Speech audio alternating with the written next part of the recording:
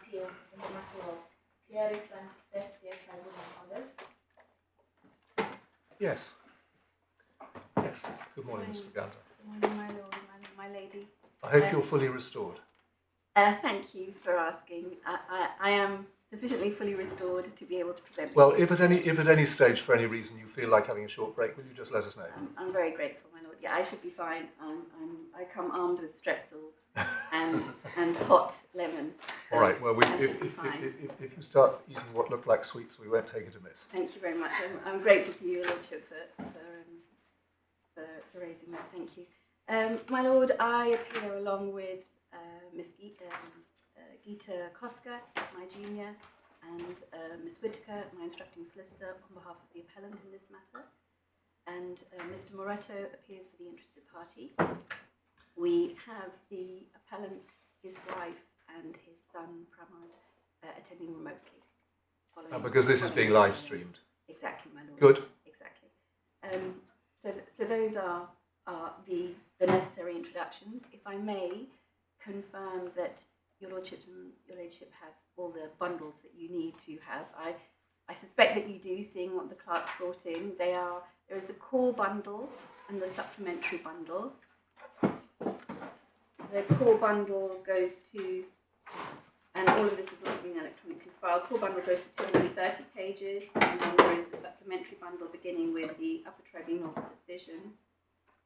Yes. Sorry, not beginning with the Upper Tribunal's decision, beginning with no, but we have the core bundle. Yes. Yes, and then I've divided them into two authorities bundles, but essentially there's the authorities bundle goes to 37 tabs in all. I think that the hard copies were divided into three reminders. And then thank you very much for confirming that. Yes. And then there is one other short bundle, which we have described as the unagreed bundle. Yes. That has within it, for today's purposes, it has within it, most importantly, a section which is made up of documents that were before the Upper Tribunal. And in respect of that bundle, we have an outstanding application, which I don't intend to spend much time at all on. Can I just check at the outset that you do have that bundle? If that's the one running to 349 pages. That's headed index for appellants' applications, and it goes from pages 3 to 109. Right, hold on. Yes, I have it, thank you. Yes, yes, and I've also got something called a supplementary bundle, but that may not need to trouble us. Yes, I don't think. Oh, yes. No, that's no. You don't need to be troubled with that. Within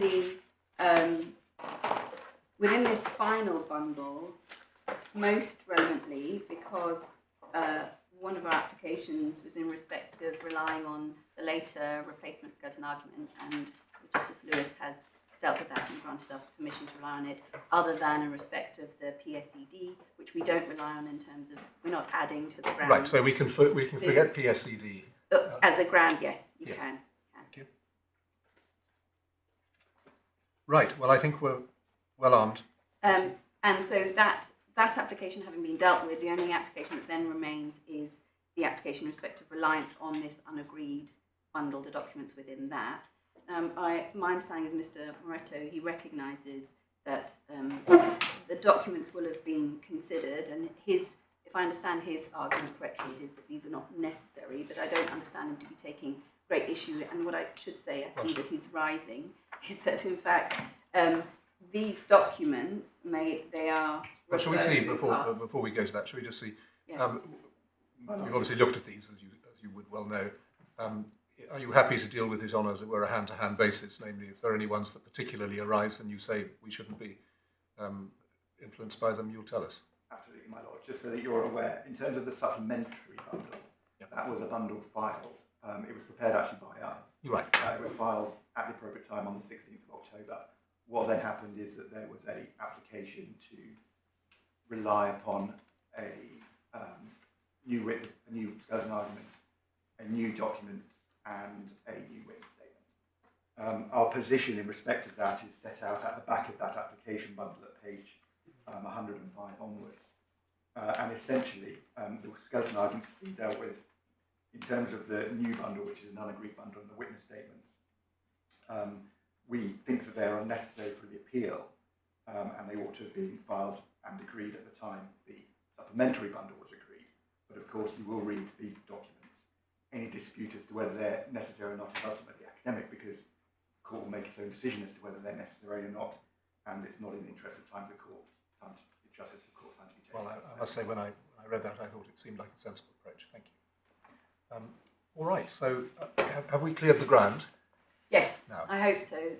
Yes, so then I can launch into what this appeal is about. Could I just say that one of the things that will help us, and I don't want you to skate over, is just to make sure that we go through the rules of the scheme. Yes, of course. With care at least once at the beginning, so that we don't have to keep going back to them later on. Yes, of course. Yes, very happy to do that. So to begin, my lord, this is an appeal from the decision of the Upper Tribunal, following on from a hearing that took place on the 23rd of March 21, and the decision that followed was on the 22nd of March 22. That decision dismissed the appellant's application for a judicial review of the First Tier Tribunal and its decision on the 18th of October 2018. The First Tier Tribunal dismissed the appeal against the Criminal Injuries Compensation Authority, its review decision of the 1st of March 2017, and in that review decision it maintained the original decision, which was of 14th of September 2016. That first decision was to refuse the appellant his application for a bereavement award and funeral expenses, which was an application that he made on the 6th of October 2014. That is the outline of what we're concerned with. And of course, all of this stems from what happened to the appellant's son just over 10 years ago, his brutal murder when his son, for present purposes, was ordinarily resident in the UK. He'd been here some time, he'd finished his studies, and he was working. It was his last shift when it took place, when the violent crime took place. There are three grounds, my lord. Before we come to that, could I just ask, in case you wish to pick it up at any stage, the application was for, as you said, two sorts of award. One concerned funeral expenses and the other was a bereavement award. Yes. Which are obviously payments of a rather different kind, one from another. Yes. During the course of the analysis up to the stage we reached this court, has any attention been paid to the fact that they are rather different? That one is to reimburse for the expenses that tragically arose after your client's son's death, whereas the other one is an acknowledgement of the distress that will have been caused to the parents. My lord, in terms of the way in which the First Tier Tribunal and the Upper Tribunal dealt with it, the focus was very much on the bereavement award and whether the bereavement award was a violation of the appellant's Article 1, Critical 1, taken with Article 14, which is rather than a focus on the funeral expenses. Yes, but you were refused both. Yes, that's right. And so I'd like to just, when we come to consider the detail of the scheme, try and see whether there is in fact any distinction made by the scheme in terms of eligibility, or indeed in terms of the principle of the matter, because I haven't so far particularly picked up. There is one distinguishing feature, and I will take your lordship when I can to the specific. But we don't do it now. But I just, before you go on to the grounds and the history of the arguments, that's a point I'm interested to understand. Thank you. Just one practical question, if I may, Mr. McAnswer. I couldn't see the initial application or the initial decision, and I'm not sure from the documents that it's clear from those documents that it was an application for both, although I'm sure it is, because you've just told us that. But I don't actually see it from the documents in the bundle. Well, maybe the way of dealing with this, in answer to both queries that your lordships raised, is to, and that's what I intended to do, to start with taking you to the salient facts and the relevant documents. Yes. Then you'll see the form and you'll see the refusal. Good. And you'll see what's been the basis on which the refusal was taken. And in fact, those are documents which are in this very latest bundle in any event, those very early, the early documents. But I'll take you to those. What I intend to do is, as I say, I will take you to the salient facts. I will take you to the scheme, the decisions of the Upper Tribunal and the First Tier Tribunal, and then elaborate on the grounds in the way that we've set them out within the skeleton argument. What I should also say is that in respect of 2 points raised by Mr. Moretto acting on behalf of the interested party, and that is the point of status in an analogous situation, further to the recent announcement on the 8th of November encouraging female juniors particularly to also address the court, Ms. Koska is going to be addressing the court on those 2 points when I finish with the grounds. Right, well, we'll take a view, I think, at that stage, whether we want to hear your riposte to those before we've heard the yes, of course. The argument. We'll better know what the sensible course is by the time we've heard you on the grounds. Thank you, my lord. So to the facts, and for your reference, to begin with, the application was made on the 6th of October 2014, and your lordships find that application within the what I'll be referring to as the unagreed bundle. And so that is in your applications bundle, that is tab 6. If it assists, I will always be, in respect to this bundle, I will always be going to tab 6, because that's really all that I need. Would really be helpful, except we haven't got tabs. Oh! Page 35.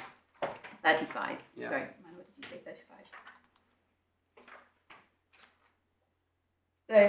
So this begins with the form that you see from 35 through to 38, and specifically, this is something that I flag up because it may take on relevance later on if your lordships are taking to any particular statistics, and that is that at page 35 at the bottom, the appellants ask, what is your relationship to the person who died, and he says child. Then you'll see, my lord, he details the place of incident, country that took place, describe the incident at 36, that's the penultimate section at page 36, and then over the page, additional information.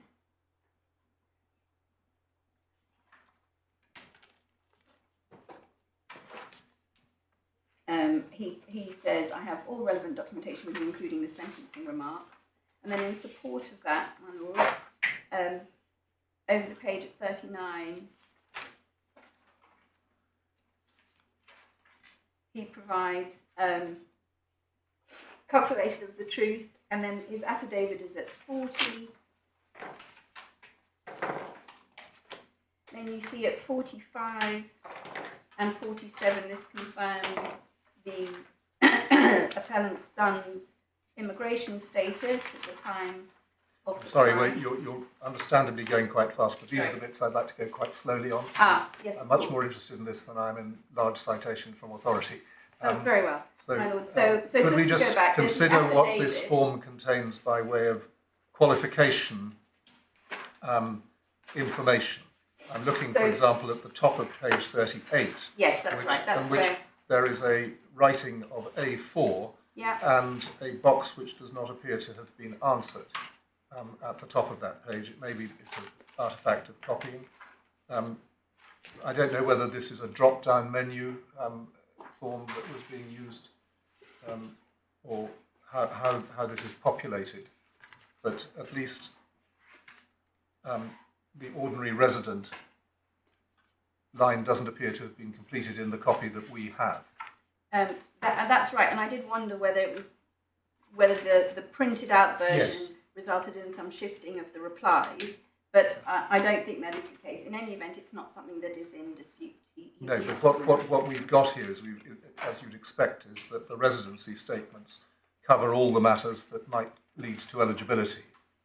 And so, on the face of it, an answer of no, which would have to be given to that question, on one reading, a very literal reading of the scheme would be fatal to the application.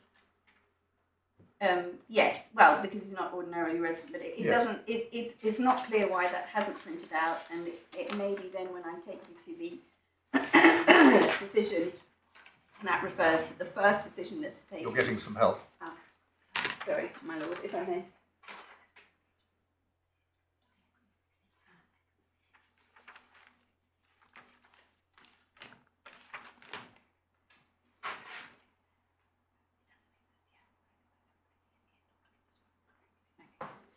So what I'm told, my lord, thank you, is that in fact if you look on the page before 37, the yes that you see there, which in fact is not factually correct. I see. So I see. the yes has got across the page. Yeah, that's right. That's what, yes. And that is incorrect, obviously.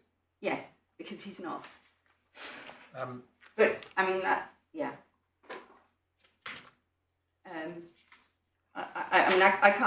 I can't add any more to that. I don't know whether he's answered on the basis of his son, but for whatever reason, that seems to be the closest.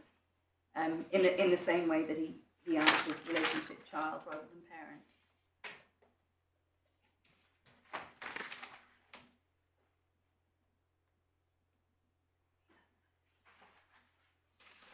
yes. So that is the form constituting the application, and then he sets out the circumstances within his affidavit at 40.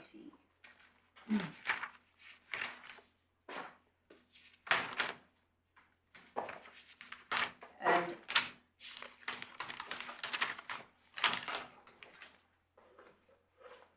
there isn't anything further specifically within that affidavit in answer to your query about funeral expenses. No, but it's perfectly apparent from the affidavit that it wasn't that, as if your client, Yeah. he obviously wasn't claiming to be ordinarily resident. He was setting out his situation as it is. And my lord, the only other particularly relevant entry would be at 37, where he specifies the cost at 3,000. Yes. Yes, you have that. And says that nobody else had defrayed that. No, that's absolutely right, and in fact that is one of the distinguishing factors actually, which I'll later come on to, is in terms of reimbursement of funeral expenses, that they don't Well, I presume, just reading the form, without going to the rules, that if in fact somebody else has kindly paid for the expenses, one isn't allowed to claim the expenses that one didn't incur. Yeah, that's right. My lord, so taking you to the affidavit, and then in terms of, again, there's no argument as to this, but it substantiates the point. Pages 45 and 47 confirm that the appellant's son was ordinarily resident at the time of his death. Say that again. So pages 45, Yes. which confirm that his that he was granted entry clearance as a general student, and then page Yes. 47 that he was on post-study leave to remain Yes. valid at that time until the 9th of March 2011. Yes. That substantiates that point. Not that any issue is taken on that. And then we have included two further documents. I'm going to the background at the time, the sentencing remarks. Yes, we've seen those. Yes, I'm grateful for that indication. And specifically, you will have seen with that what what the appellant says about providing, financially supporting his son in his studies. Yes. And then we've quoted in the Scouston argument, and you may have seen the letter at 4. Yes. I'm grateful for that. And then we come to the first decision.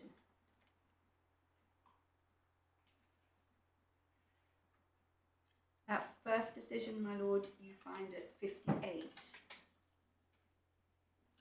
So, quite a sensitive topic, but at page 55, there is an invoice. We don't need to go through the details, but it says ordered by, and I can't quite read the handwriting of the ordered by.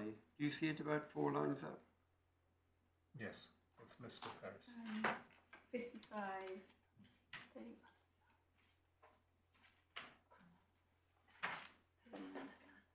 Oh, that's his son. The brother of the His- deceased. That's the the son, his son Pramod, who's provided us with the most Yes. recent. Thank you. Yeah.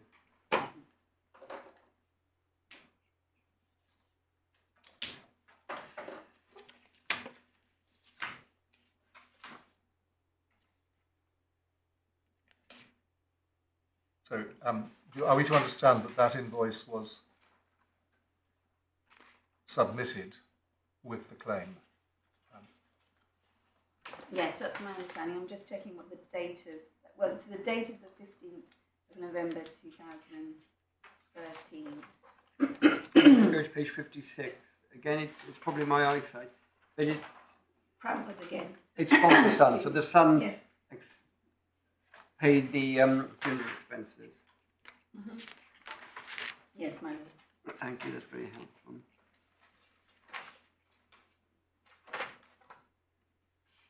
Yes, so the application is the 6th of October 14 and these are dated 15th of November and 23rd of November 13. And 57 is, as it were, it wraps the various components together.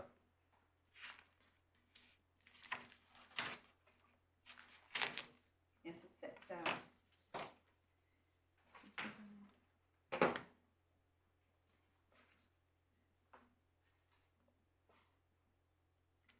Which comes to, I haven't carried out the precise calculation of converting the previous. It's in the to general rupees, region of yes. the sum claim. Which takes me to just below 4,000, 3,795 at page 37.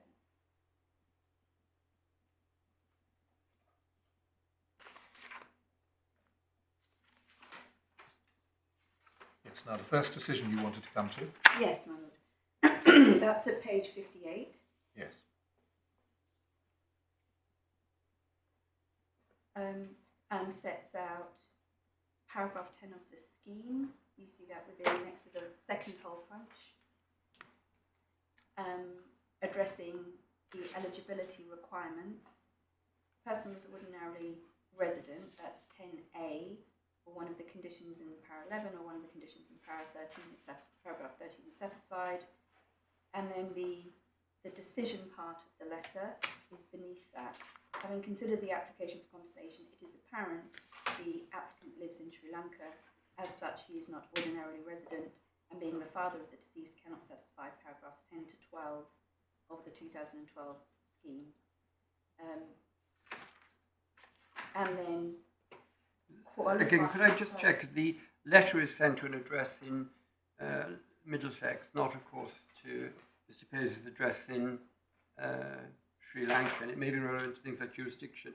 Was somebody acting for the father in relation to this Madam, matter? let me just check that if I may.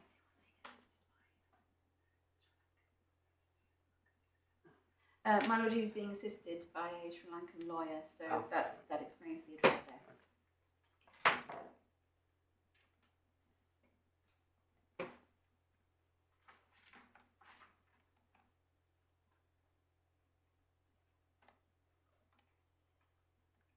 Thank you. And yes, and what the writer says at the very bottom of 58, going over the top, is that I've considered the evidence available to you on the state only insofar as to determine on the balance of probabilities how the paragraph set out in this letter affecting your eligibility. I've not made any decisions in relation to any other paragraph. So it stopped there. he hadn't gone beyond the first gateway, and so that was the end. No further substantive decision on the detail of the application. And then, my lord, just for completeness, because you'll have it open 60 P60 of the appellant's line. Yes. Yep. Right. So the next relevant document that follows after the decision that is taken is the review decision. Excuse me, I'm sorry, of the 1st of March 2017, and that review decision, my lordships and your ladyship will find at 218 of the core bundle. Are we leaving the unagreed Yes, bundle for now? There isn't. Yes, there is. Nothing else you want to show us there? No, I mean there's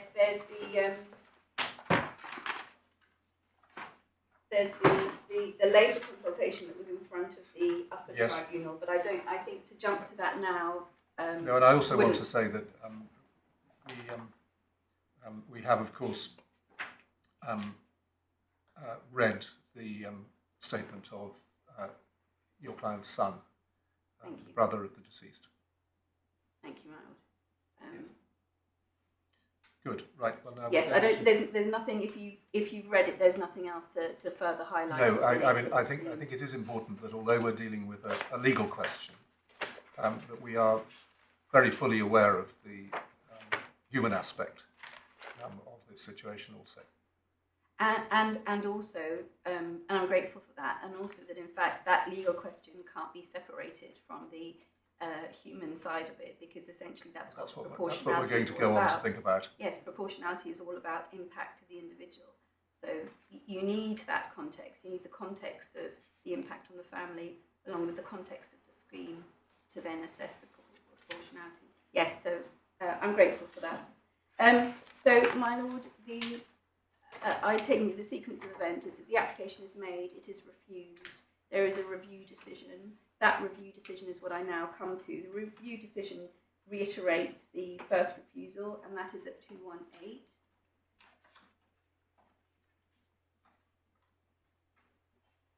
Of the core bundle.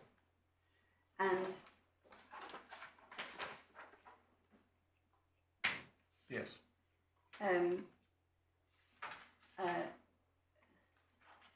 Picking up on Justice Lewis's query, that the same address I see in the top of 218.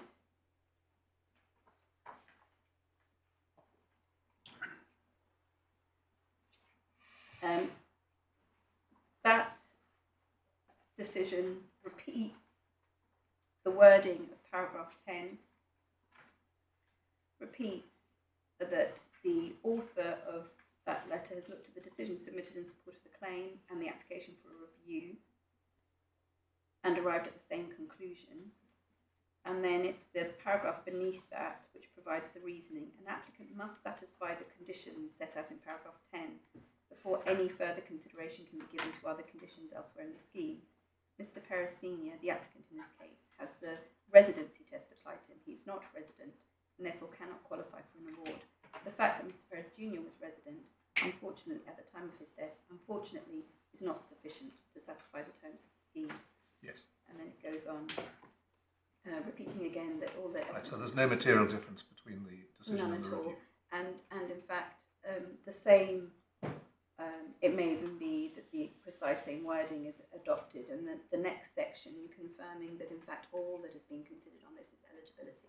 Yes. And that you have that over the page at 219. So, those are the decisions by the Criminal Injuries Compensation Authority, the CICA, and as a result of those two decisions, Mr. Peiris appeals to the First Tier Tribunal.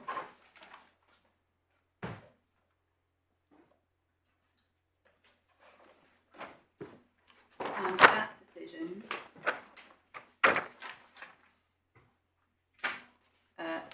my lords, my lady, you find beginning at 179, core bundle 179,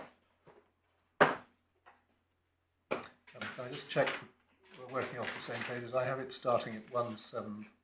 I see. There's a cover sheet at 177, and then the decision begins at 179. Yes, that's right. I've taken you. I'm sorry. The reasons are at 179. Yes, I've just taken you straight to the reasons.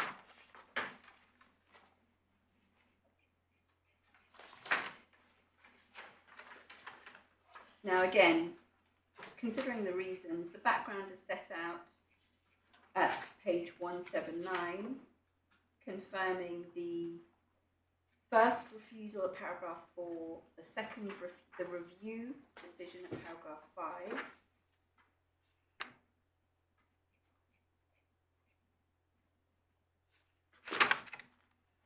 the relevant parts of the scheme are then set out beneath that.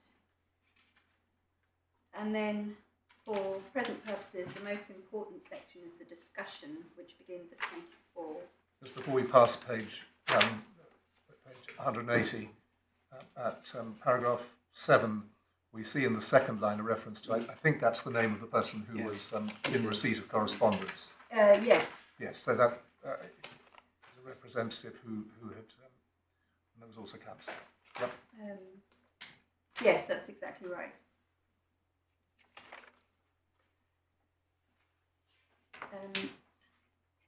And You went to the discussion next. I went to the discussion, and before going to the discussion, I should just very briefly say that for the first time, the Article 14 points are then raised. For the first time, the Article 14 points are raised, rather than before the CICA, they're then raised before the First Tier Tribunal. Yes. And the way that the argument is put is that this decision falls within the ambit of Article 1, Protocol 1, and read with Article 14 is in violation of the appellant's Article 14 rights. And so the discussion begins at paragraph 24, and similarly, as with the Upper Tribunal, the First Tier Tribunal accepts that the decision that it is considering falls within the ambit. That you find at paragraph 26.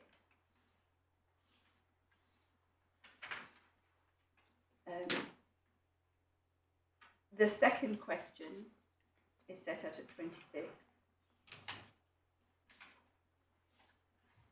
Is whether the treatment is on the ground of status. The third is whether the difference amounts to discrimination. And then the fourth is on as to justification.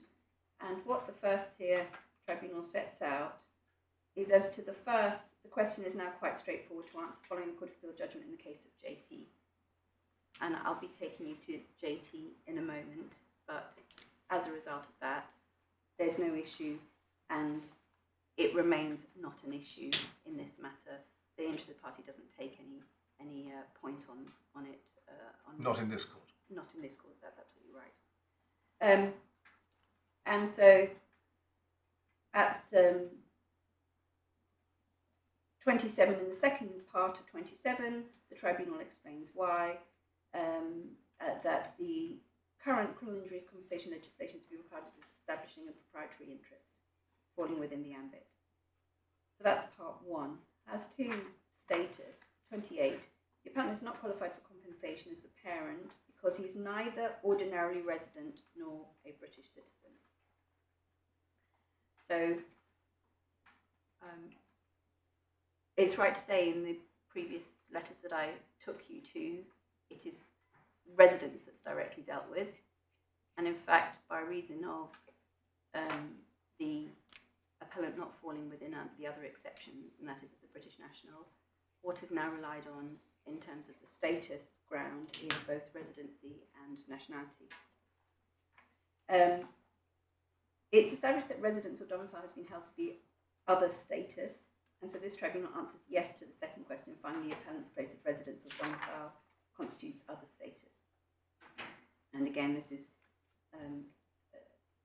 part of this feeds into our ground 1 and the way these particular status is to be treated depending on the nature This of it. forms a respondent's notice 2.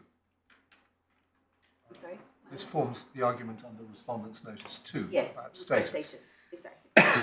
And the third question is whether the difference about which the appellant claims constitutes discrimination and whether it has a legitimate aim and there's a reasonable relationship of proportionality.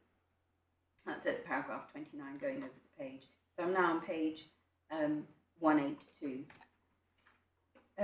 The First Tier Tribunal then considers the various consultation documents that were also before the Upper Tribunal and the Equality Impact Assessment, and that I won't read these out because they're detailed there, going from 30 to 34 specifically, and this is where we come to the point about resources. 34. The Tribunal accepts that the design of the 2012 scheme is a matter of government policy in the context of the allocation of scarce resources, with which courts and tribunals have been reluctant to interfere with. A wide margin is usually allowed to the state under the Convention when it comes to general measures of economic and social strategy. Because of their direct knowledge of their society and its needs, the national authorities are in principle better placed. And that is taken from STEC.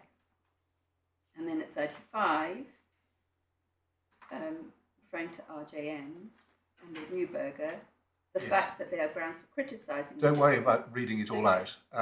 So what the conclusions of the First Tier Tribunal begin then at 36.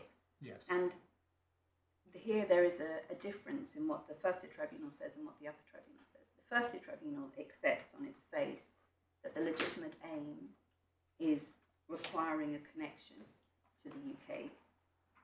The Upper Tribunal, my lord, you will have seen, says that actually this is nothing more or less than, in fact, the aim is to save costs.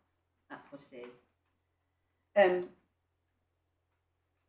The First Tier Tribunal says the government put this at the heart of the reform of the scheme, and when providing a compensation scheme funded by the taxpayer, we consider that to be a reasonable policy. So I'm just taking in the point that you made a moment ago about the legitimate aim. I mean, one might consider that there were two, or at least two, sorts of aim that might be in play here. One would indeed be the cost of administering the scheme, and you say that's where the Upper Tribunal pinned its colours. Another legitimate aim is to do with concepts of solidarity and the non-financial scope of the scheme, namely who should a scheme of this sort be covering in order that there should be community solidarity in these sorts of circumstances. So the connection to the UK is more in the character of that sort of justification for drawing the lines. I mean, it might be said tangentially that it is. I mean, essentially the heart of the scheme is compensating victims of violent crime in the UK. That's very much more the focus of the scheme, rather than the direct connection, although that is something that does feature within the scheme, and that is something that, in fact, the consultation and the response focuses on. I wasn't seeking to make a partisan point about this. I was just trying to see what sorts of justifications might there be for drawing the scheme. And those seem to me, at least, to be possibly monetary and possibly non-monetary. Yes, no, I the point that you appear to be drawing out is that the FTT seems to have, as it were, said something that has an aspect of non-monetary to it, connection to the UK, whereas the UT, you say, went for a monetary justification. Yes. Right, we'll hold that thought. And is this a question of law, a question of the interpretation of the scheme, and the FTT, or is it a finding of fact by the FTT? Must be a question of law, really, I suppose, or is it a question? Well, of I think my lord, obviously I'm going to take you in detail to the Upper Tribunal's decision, but in fact the Upper Tribunal reached that decision as a result of the review of the evidence. So it was a finding. So I would say that it's a finding of fact on what the evidence was before it. But it was a direct appeal to the FTT, and they seem to have found something different, or they construe the scheme differently. Well, it's right. They construe. There's the FTT rejects that it was that it was designed to save money. I mean, that's right, and the Upper Tribunal. I think more accurately, it's 32 and 33. They say what the government scheme is about, and they accept that at 36. Yes, they say, that's where they say we think it was a legitimate aim to require connection. Yeah.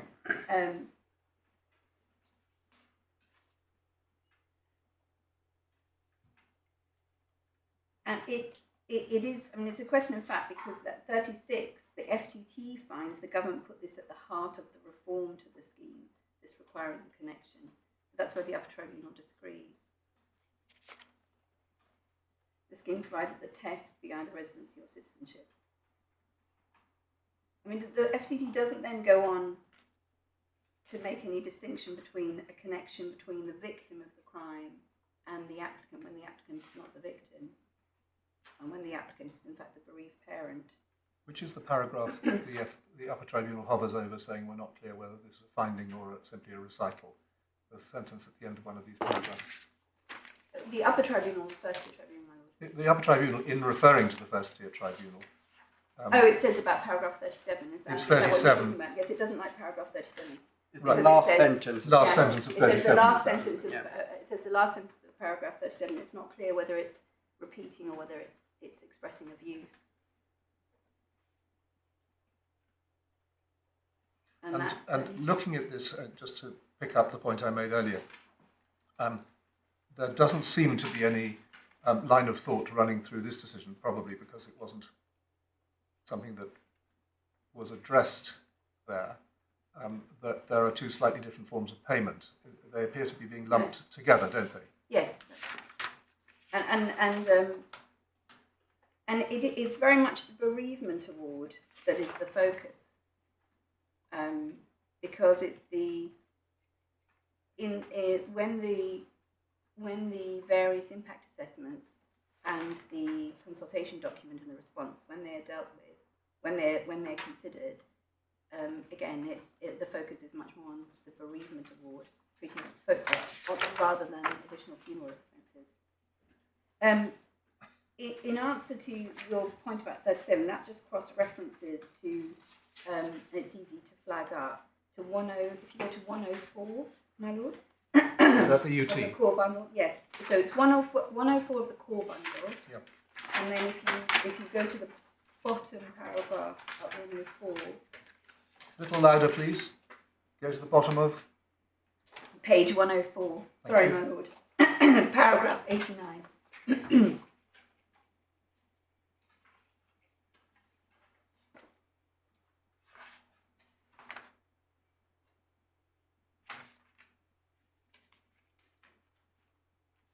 Yes. And this is dealing with that paragraph 37 point, where the Upper Tribunal says, paragraph 37 appears to assume what has to be decided while it's concerned entirely understandable that any alternative which human rights officers might require should not involve any impractical degree.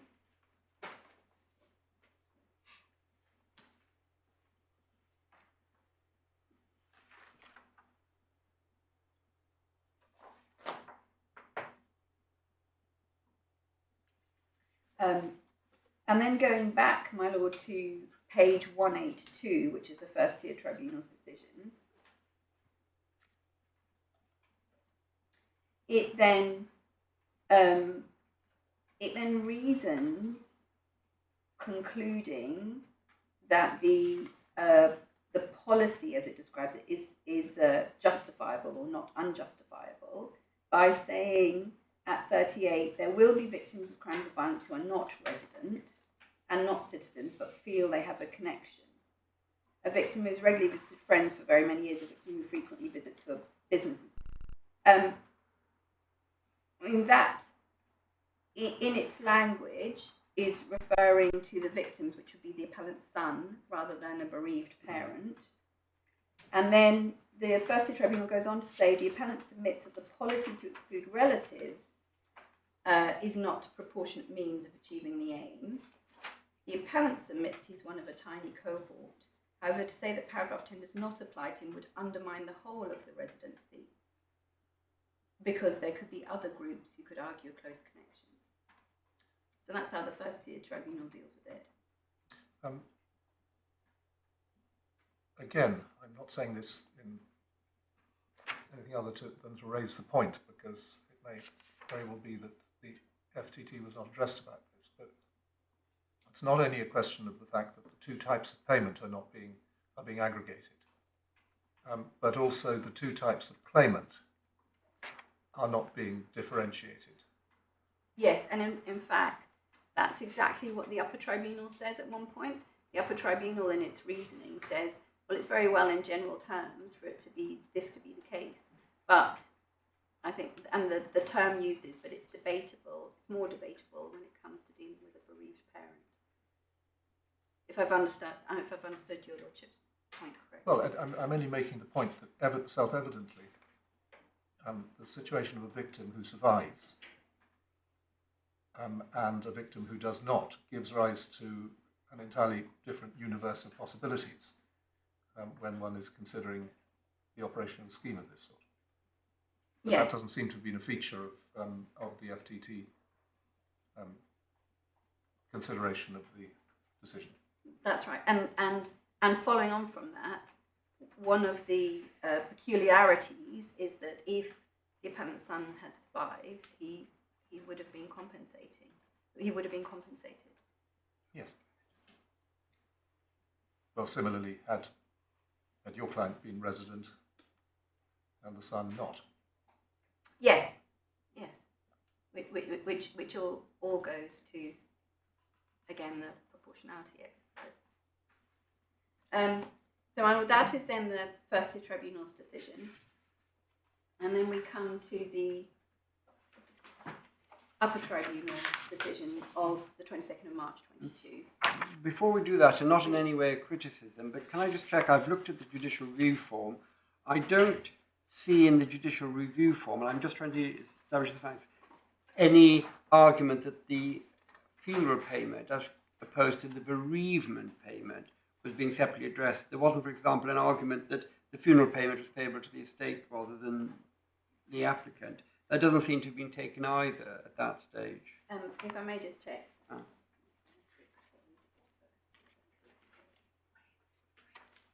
Yeah.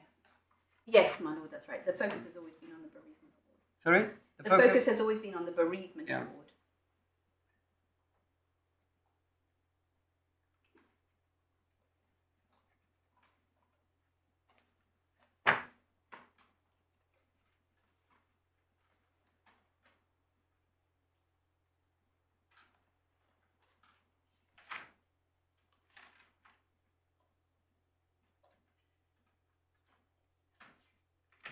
Yeah.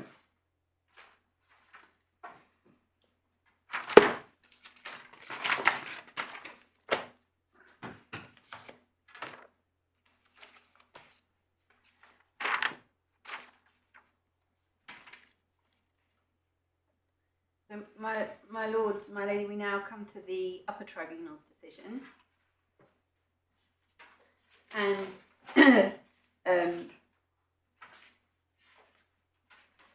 that begins at page 83.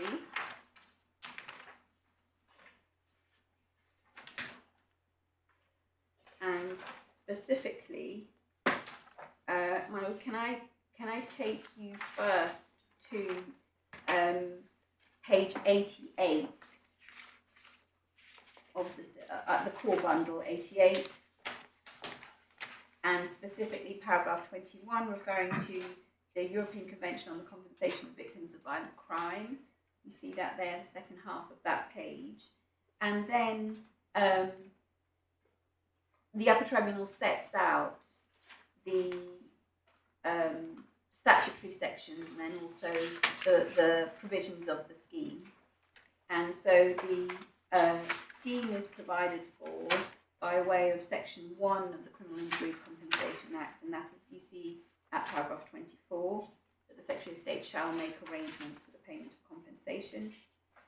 And then section 2, my lord, you see at paragraph 25D, in cases of fatal injury, such additional amounts as may be specified or otherwise determined in accordance with the scheme. Sorry, where are you reading from? Sorry, I'm reading, my lord, I'm reading from page 89. Yeah. It's within the Upper Tribunal's decision. It's paragraphs 25 and 26. So I just read from 25D. Yeah. So this is in respect to the Act. And then section 11, under section 11, the scheme must be approved by resolution of each House of Parliament. And then 27, the Upper Tribunal refers to the previous intervening schemes and then the 2012 scheme being adopted. Now, my lord, you'd asked at the outset about being taken through the provisions, the precise provisions. I can take you to the authorities' bundles, but they're set out here. Whichever is more convenient. It sounds as if you're content with the summary contained Yeah, I mean, in the UT decision. This reproduces, this replicates, based on what I can...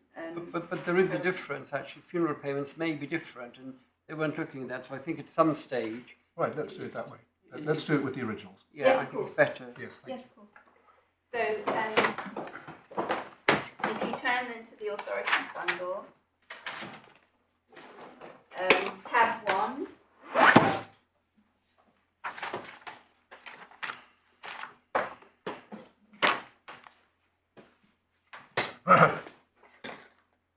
tab 1, section 1, which I'd just taken you to, and then over the page, the basis, section 2, the basis on which compensation is to be calculated, and then it's the D next to the first hole punch. And then in terms of laying the scheme before Parliament, my lady and my lords, we have that at page 8. That's 11.1. And then the scheme itself is at tab 3.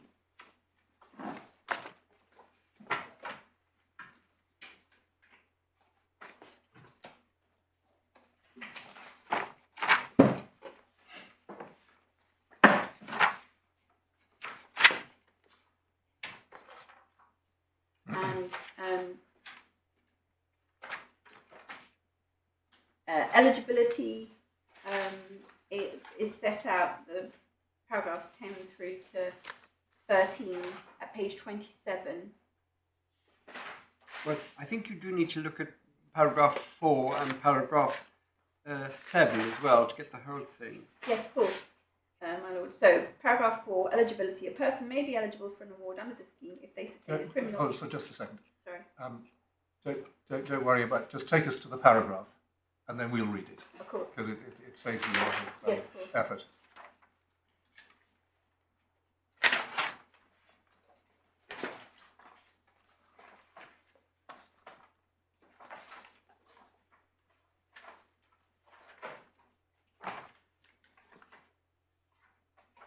Yes, we've got 4.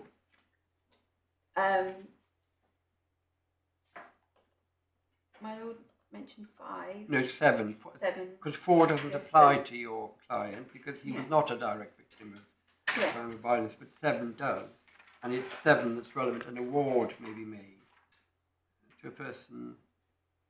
No, it's not 7 either. Where's the... It's the...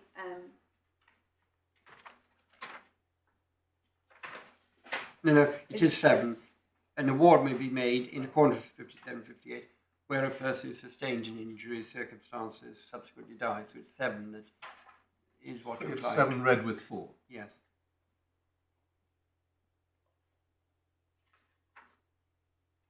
And 8, for our purposes, shows the relevant place to be Great Britain. But what are other relevant places? Specify in Annex C. Well, there are things such as vessels, ships. Sovereign bases and things like that. Right. So it's basically Great Britain, home and away. It's not one of those schemes which provides for treaties with other people to extend the geographic reach. Not the criminal injuries conversation. No.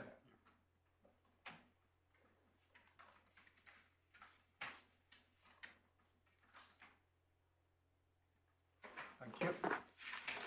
And then, my lord, can I ask you please to read the eligibility residence, which begins at 10 and going through, for completeness, going through to... Yes, and then you can take us to the bits that you are most concerned with.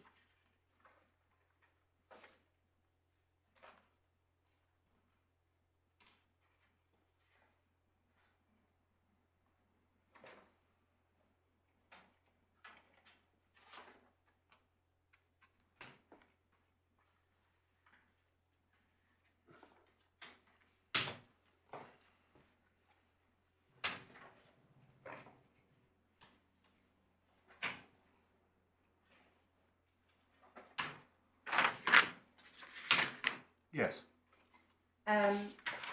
So, for our purposes, most important are 10A and 11A, so the ordinary residence and the nationality.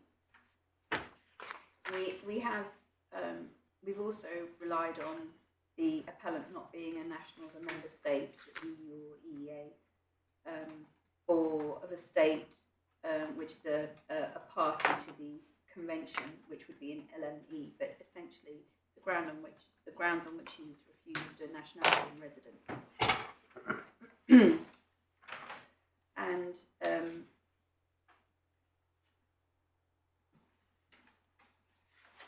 And then you have thereafter at 30 types of payment. 30? Yes, my lord, that's at page 32.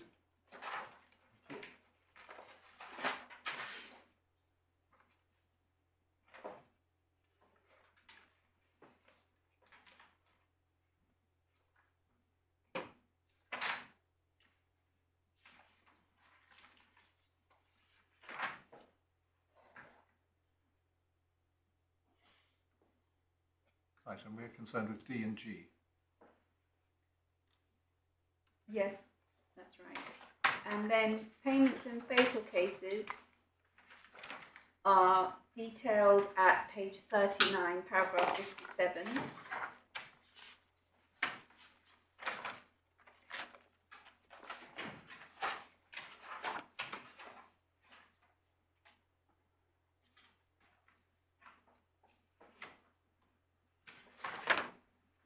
And that, of course, doesn't cover funeral payment. That's only a bereavement payment, child's payment, or dependency payment. So the relative of a person who sadly dies doesn't, as a relative, fall within eligibility for a bereavement or a dependency payment. Is that right? I think that is funeral payments.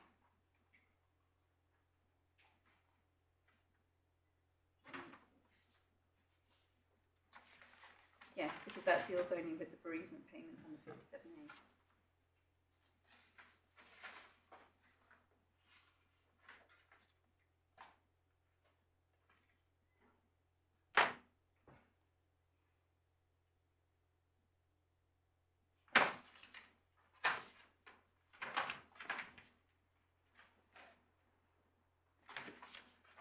Yes.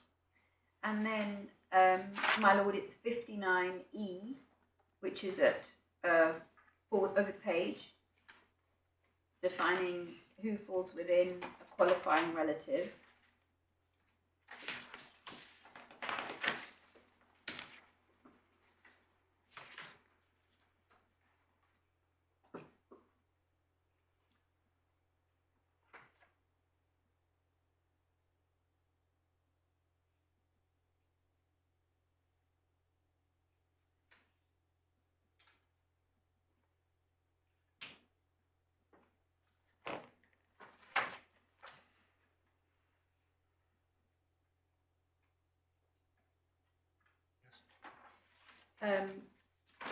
And then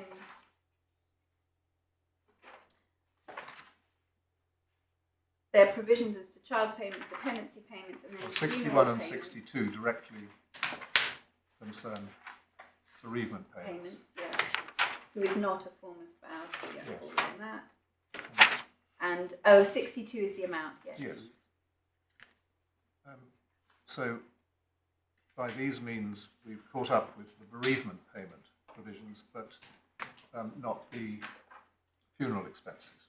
So funeral payments are dealt with at 43 over the page, paragraph 75.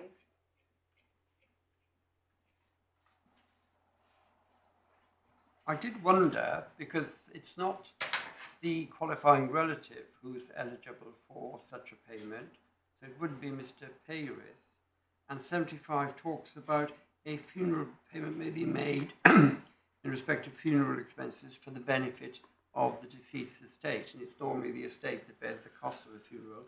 So I wonder out loud whether the reason why they didn't consider the funeral payments in relation to Mr. Peiris is because those would be payable to the estate, but they seem to have been forgotten about in some way. Yes, I mean, I don't know whether that's the reason, but it's right. There's the funeral payments of through the course of these proceedings, they do seem to have fallen. Yeah, and it seems that the judicial review was only about the bereavement payment, and the application appears to have been compensation rather than funeral expenses. To the poor family that suffered the tragic loss, they may not differentiate between them, but that seems to be what's happening, is that everyone's focused on the bereavement payment for the father rather than the funeral payments of £2,500 to the estate. Yes, I mean, I think from the documents that we've seen so far, that does appear to be the case. I mean, if I have a moment.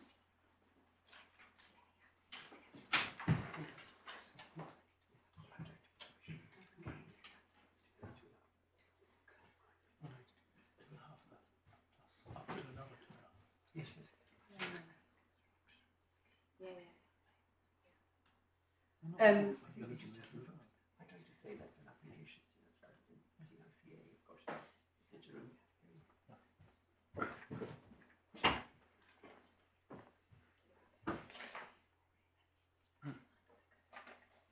I think so. In reply, my lord, just 2 points. The broader one. This doesn't directly answer your question. That is that we would be grateful, or I'd be grateful for a bit more thought to come back to you on that.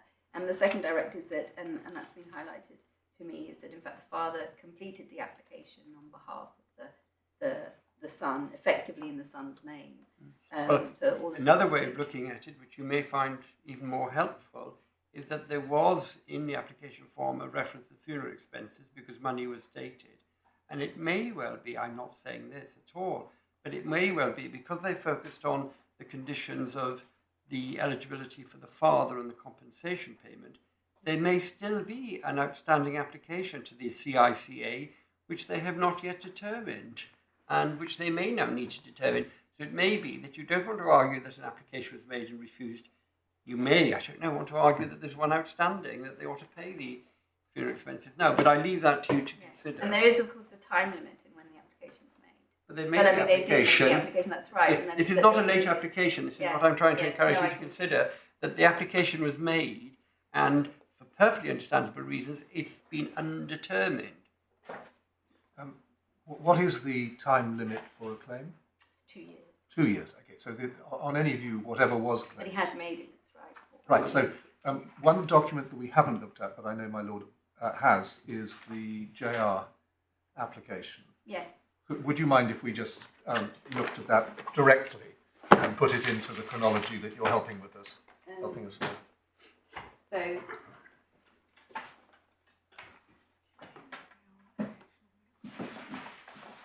no, well, we could do the application to the FTT and the JR to the UT. We haven't looked at either of those directly, if we've got them both.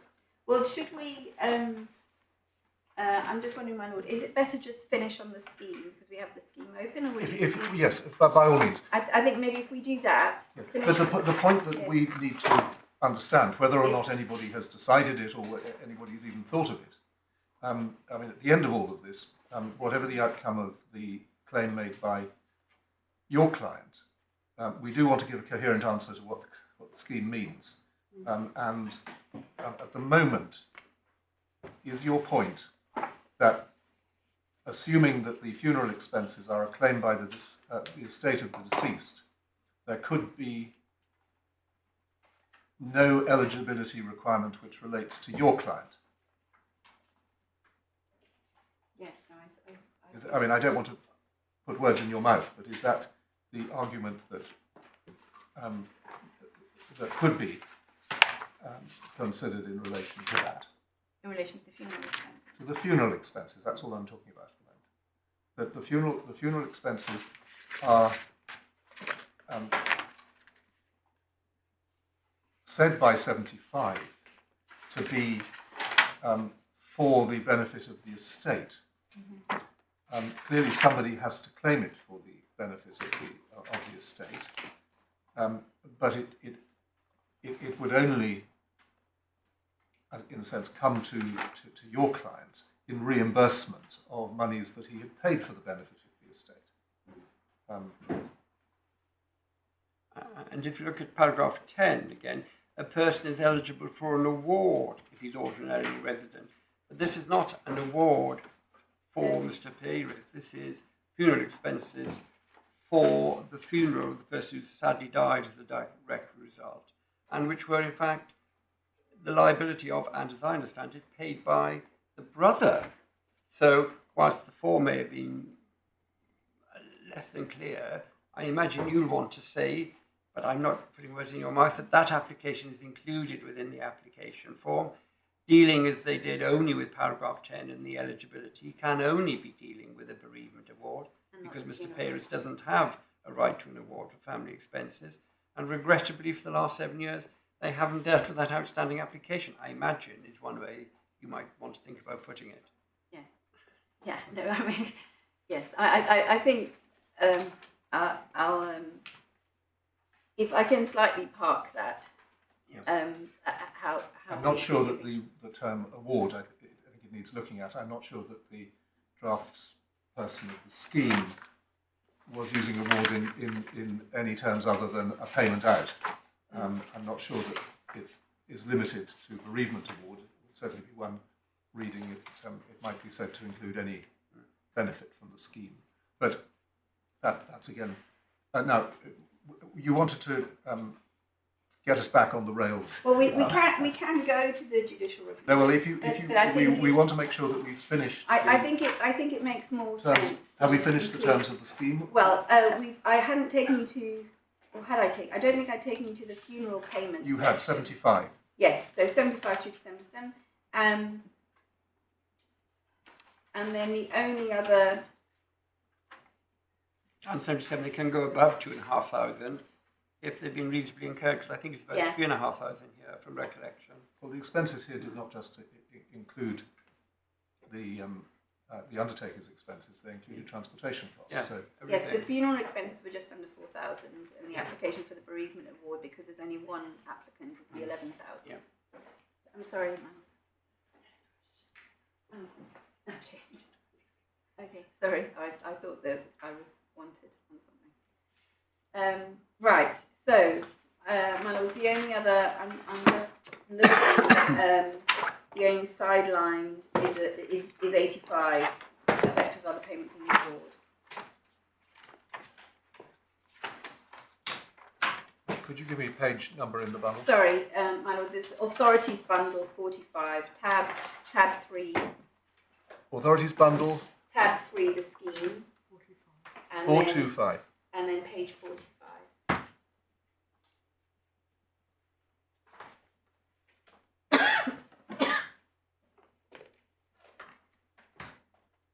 Yes. What do you want us to read? It was just paragraph 85 makes provision effects of other payments from the award.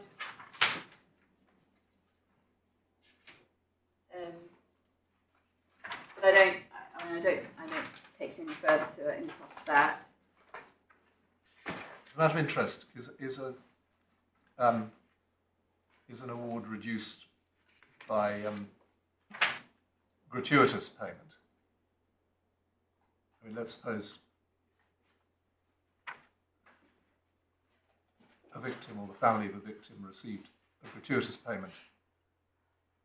It doesn't appear that that would reduce a bereavement award, but it clearly might reduce a funeral expenses. Well, it does say or a similar payment and agreed settlement of damages, but I couldn't tell you directly what the answer is to a gratuitous payment. You know, a crowdfunding thing is not a criminal injuries compensation. No, it doesn't suggest it there. But if somebody paid for the funeral or paid for the repatriation, it might be dealt with under 75 because it wouldn't be a funeral expense for the benefit of the estate because there wouldn't be an expense incurred by the estate. Yeah. So you may get it there, or it may be dealt with in the wording. Yes. Or 75, or I don't know whether 77 would be. Well, it would be I don't know fact whether that'd be sensitive. stretching If somebody gave you the money to pay for the funeral, on the implicit understanding that you were going to pay it back, then it might be different. That's if it's a loan. It Yes. would depend upon. Yeah. All right. So that's the scheme, is it? Yes, my lord. Please, sorry.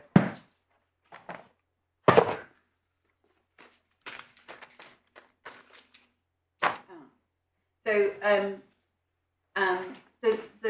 the point on the scheme that I'm being asked to make is that on eligibility, paragraphs 4 to 9 and also 10 to 16, they do appear to relate to the victim and whether the victim has died or not. Right. Just pause there. You say paragraphs 49 4 and 4 to 9. 4 to 9. And So 4 to 9 and 10 to 16. are for This is the eligibility. And 10 to 16, eligibility of residents. But can that be correct? Because paragraph 7 is talking about an award where a person who has sustained injury in circumstances forming paragraph 5 subsequently dies. So it is not only the victim, it is by definition the victim, and in the case of fatalities, others. I think it appears to be the scheme that the qualifying relative is then the eligible person in that context. And 10, a person, because it will include other people than the victim. Specifically the qualifying relative. But that's really the crux of the problem in this case. In any event, it's all about the eligibility attaching itself to the applicant without in any way making allowance or paying regard to the fact that the applicant, in the case of a bereaved parent, will be one step removed from the victim, which is what this scheme is about, compensating victims of violent crime. Yes, it goes to the number bit. So, moving on then, my lord, you wanted me to take you brief to the judicial review. well, firstly, if we have that, we've looked at the application to the FTT already at your bundle 35, the UB 35, and I just want to, in the light of this discussion that we've been having, I'd like to refresh our memory of what, if anything, has been said about each of the two sorts of payments.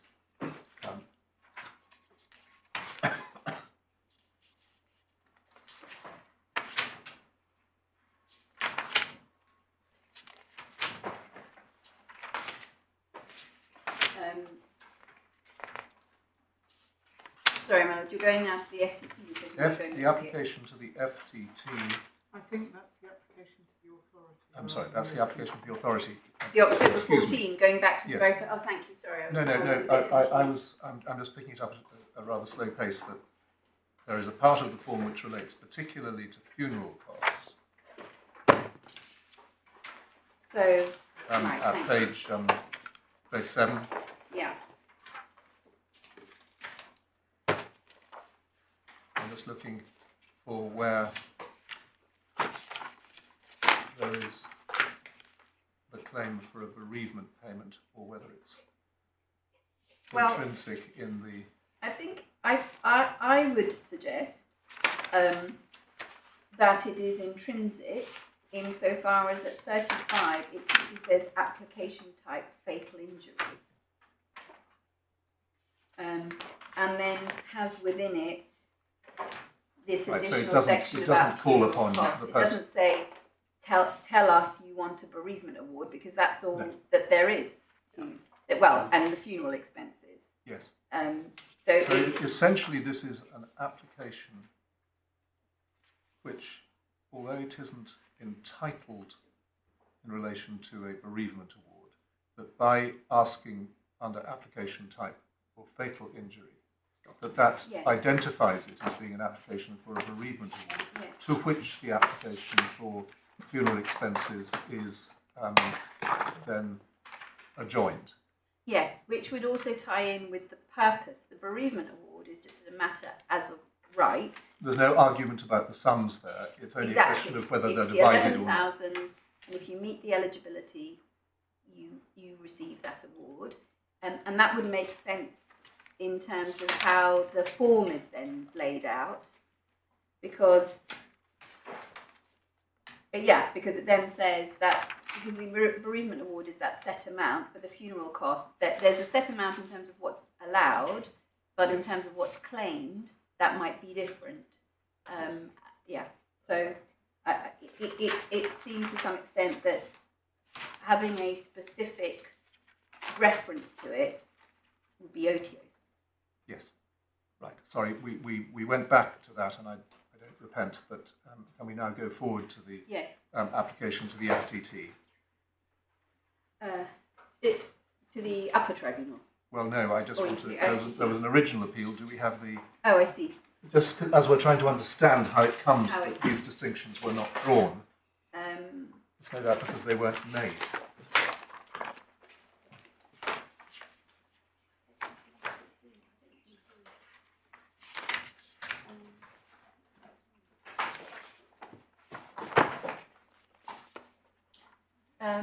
My Lord, I think that in fact the chronology, the documents, they begin with the FTT decision rather than the application to... If we haven't got it, then we will be able to tell best from the... we have the application to the Upper Tribunal. Well, you have the skeleton argument to the FTT. Yes, that's right. Which is at page 184. Which is at 184, that's right. Well, we don't have the application, the appeal, the grounds of appeal. As I understand it, is there a right of appeal under the CICA to the First Tier Tribunal? And I don't think we've got that application, but we do have a detailed skeleton argument. I'll just...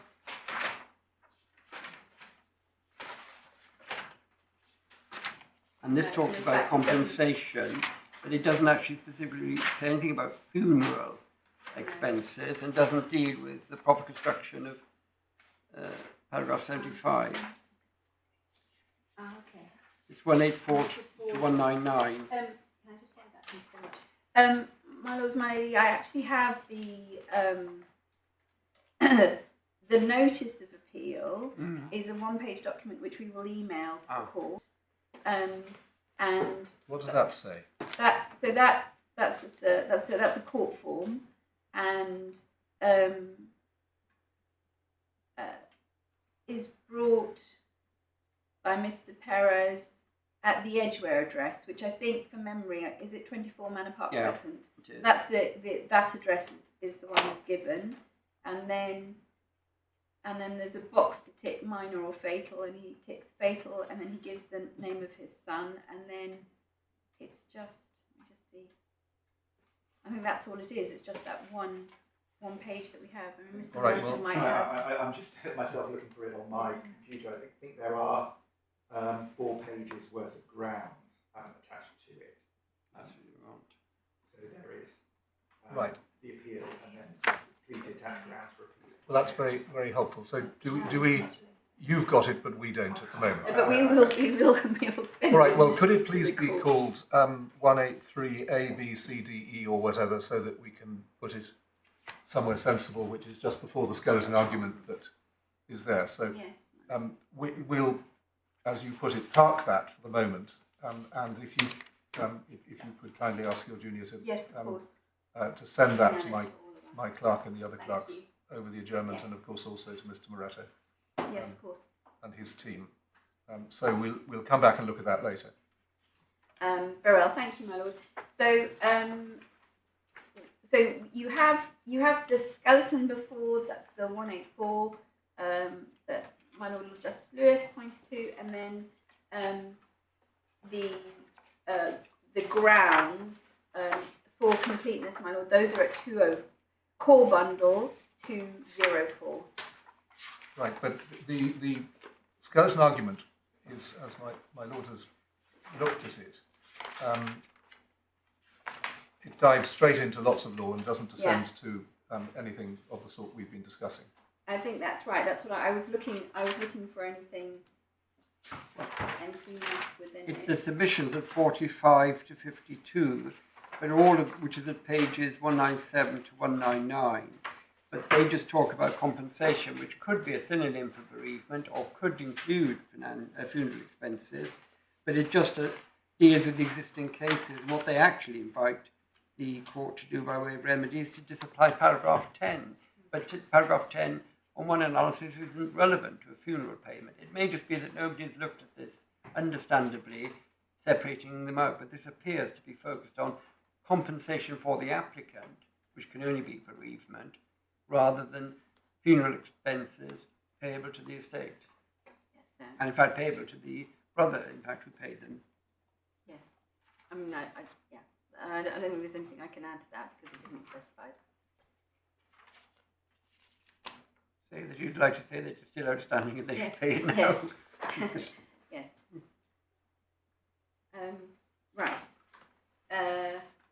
So we will provide the court with the appeal form. Thank you. And the reasons that followed. Yes, of course. Yes. Right. Yes, that's what I mean by saying that. Right. And then, my lord, you have the grounds, which are at 204. And again, if we're referring to these mainly in order to identify whether there's separate references made to funeral expenses, I think the answer is the same as below, or as previous.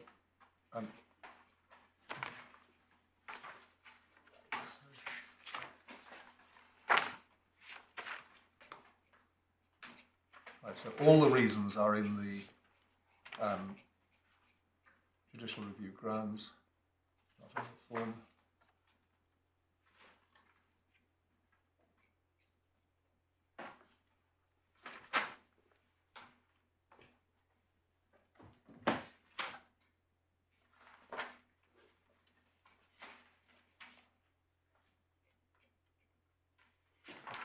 Paragraph 3, it's referred to nobly as compensation from the authority. Paragraph 4, rather, at page 205. Yes, my lord.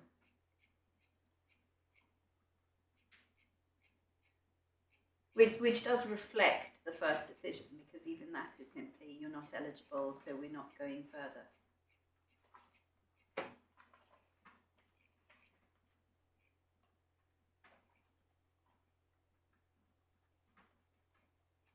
We can see whether there's any reference at all to the funeral expenses. There is no separate reference to it.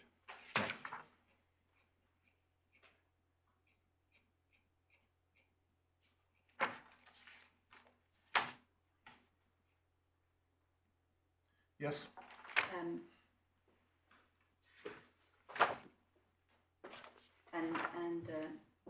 Yes, I mean, I think there'll be a very easy way of checking that in any event, just a search on the electronic call bundle to funeral expenses, and I'm sure that all that will show up will then be one. Well, the trouble is, and I'm not, the last thing I'm doing is complaining, but the electronic bundles when they're filed should be OCR searchable. So yes, but they're not. I'm afraid. No, mine are. Mine are, my lord. Again, shall we? No. It's all right, but it's just when one's looking for things. It's one of the advantages of having these. But this bundle is not. But I don't want another one. Okay, but I don't know why that is. But I can. No. Well, on the other hand, can I say that, quite distinct from my normal experience, it's properly paginated.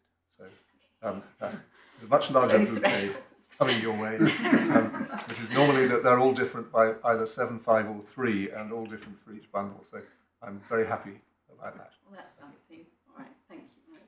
Right, okay. So what I would like to do now is to take you to the Upper Tribunal's decision. Yes. If I may, and that is, so I had started addressing on that. So it begins at 83 core bundle.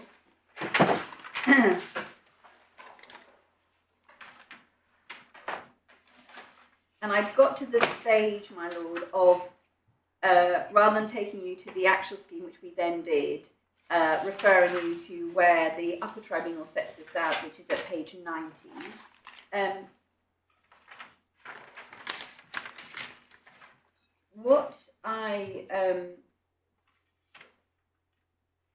The bizarre thing is that at page 9, internal page 9, paragraph 91, just under 60, the Upper Tribunal sets out various things to do with the payment to the applicant. Sorry, Manuel, which paragraph? It's actually 91. 91, yes, thank you. page 91. Page 91 of the bundle. Yes, yes. And do you see the paragraph 62, which is paragraph 62, it's a quotation from the rules. And then underneath that, the Upper Tribunal judge said the scheme also makes provision for amount to be paid in respect of funeral expenses, but doesn't seem to think that this case is about that, which one can understand, because it appears to have been the eligibility of the applicant for his award, for a bereavement award. If you follow me. Yes. Yeah. So he does, it is there. It's the only reference in this searchable bundle to funeral expenses in the 100-page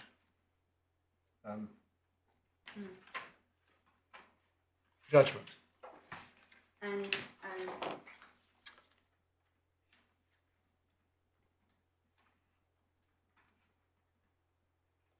yes, I mean, there's nothing else in the... A correction only to the extent that funeral payments is mentioned at the bottom of paragraph 57 on page 98, which is a quotation from the consultation document, which makes a reference to funeral payments. Yeah. Otherwise, I can find no reference to that. So it seems, just taking stock at the moment, and so that in due course Mr. Moretto can correct it, as if the whole thing has been going on as if this was just a claim for a bereavement award.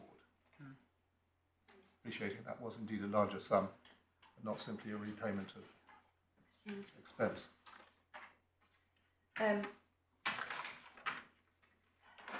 So then,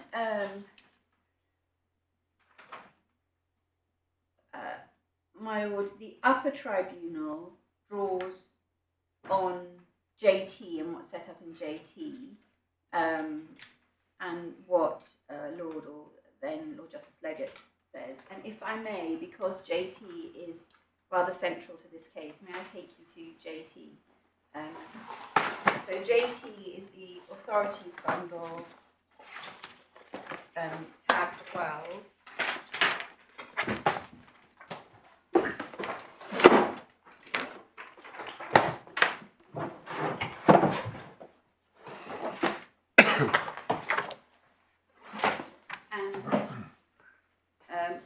If I may, there are a handful of relevant passages, and rather than jumping between this case and then the grounds and back, if I can take you so you have those all in mind. So this concerned the same roof rule, and whether in fact that was a violation of Article 14 taken with Article 1 Protocol 1, and the violation was found to be made out. And the first sections are at 383, please, if you could turn to those. And this is as to the nature of the scheme. I won't read them out, but may I ask you, please, to read paragraph 64, 65, and then down actually to the bottom of that page. Yes. Thank you.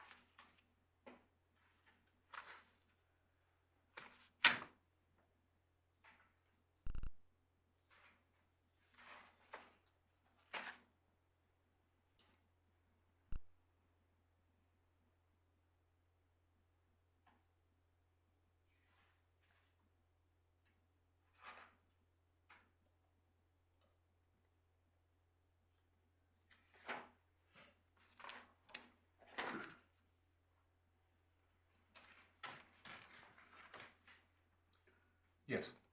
And most relevantly of what you've read there, I rely on what is set out about the justification, which is next to F, the second hole punch, that the underlying justification for making payments to victims of violent crimes is that they have suffered a very serious misfortune, which the whole community should help to compensate for reasons for equity and social solidarity, which goes, my lord, to your point that you were making earlier.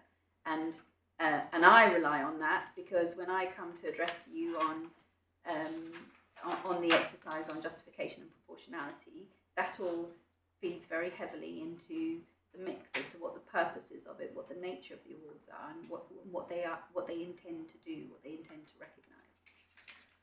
recognise. And then over the page, my lord,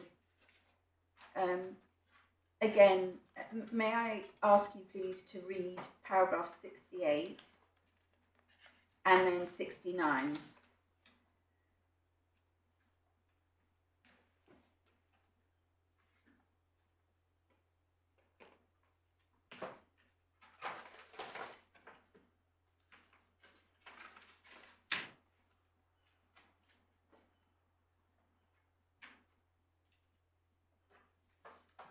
Yes. Over the page 385, I'll just highlight there, paragraph 73, 3 lines down, Article 14 include place of residence, and Carson is there referred to, and then the test, which is what this case is about, and justification. 81, 387, page 387. Thank you.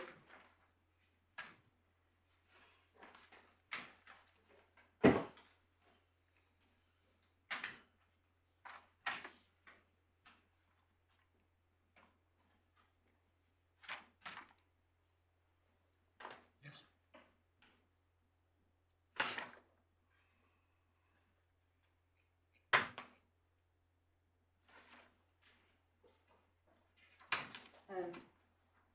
And specifically, I highlight next to the second hole punch, F, 81F, the two part. The first is the legitimate aim, that the exercise doesn't end there. There then is this very crucial exercise that has to be carried out as to whether there is a reasonable relationship of proportionality between the aim and the means.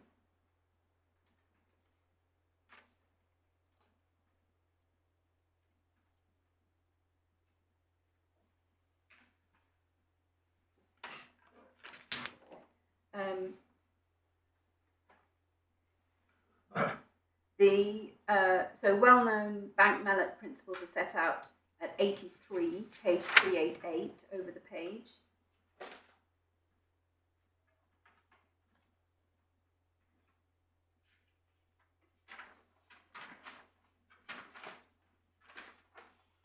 Yes.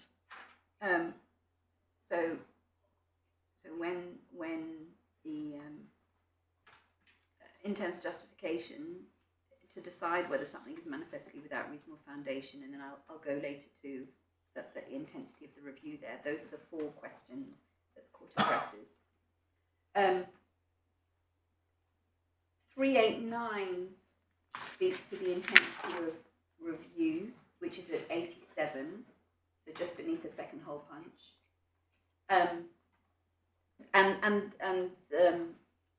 Again, this is really crucial in this case because it is the scheme that provides for the eligibility provisions and the justification that was found to be the legitimate aim before the Upper Tribunal was about costs. And here, what is said, and that is repeated, and you'll see that in SE and in Smith, is that yes, on a matter of economic or social strategy, there is this this margin that the court defers to, but it's not an unqualified, absolute deference where on no occasion or in no circumstances does the court intervene. It's not without limit. And then, my Lord, can I ask you to, in determining where this point comes, I'm reading at the very bottom of 389, 3 important considerations emerge from case law.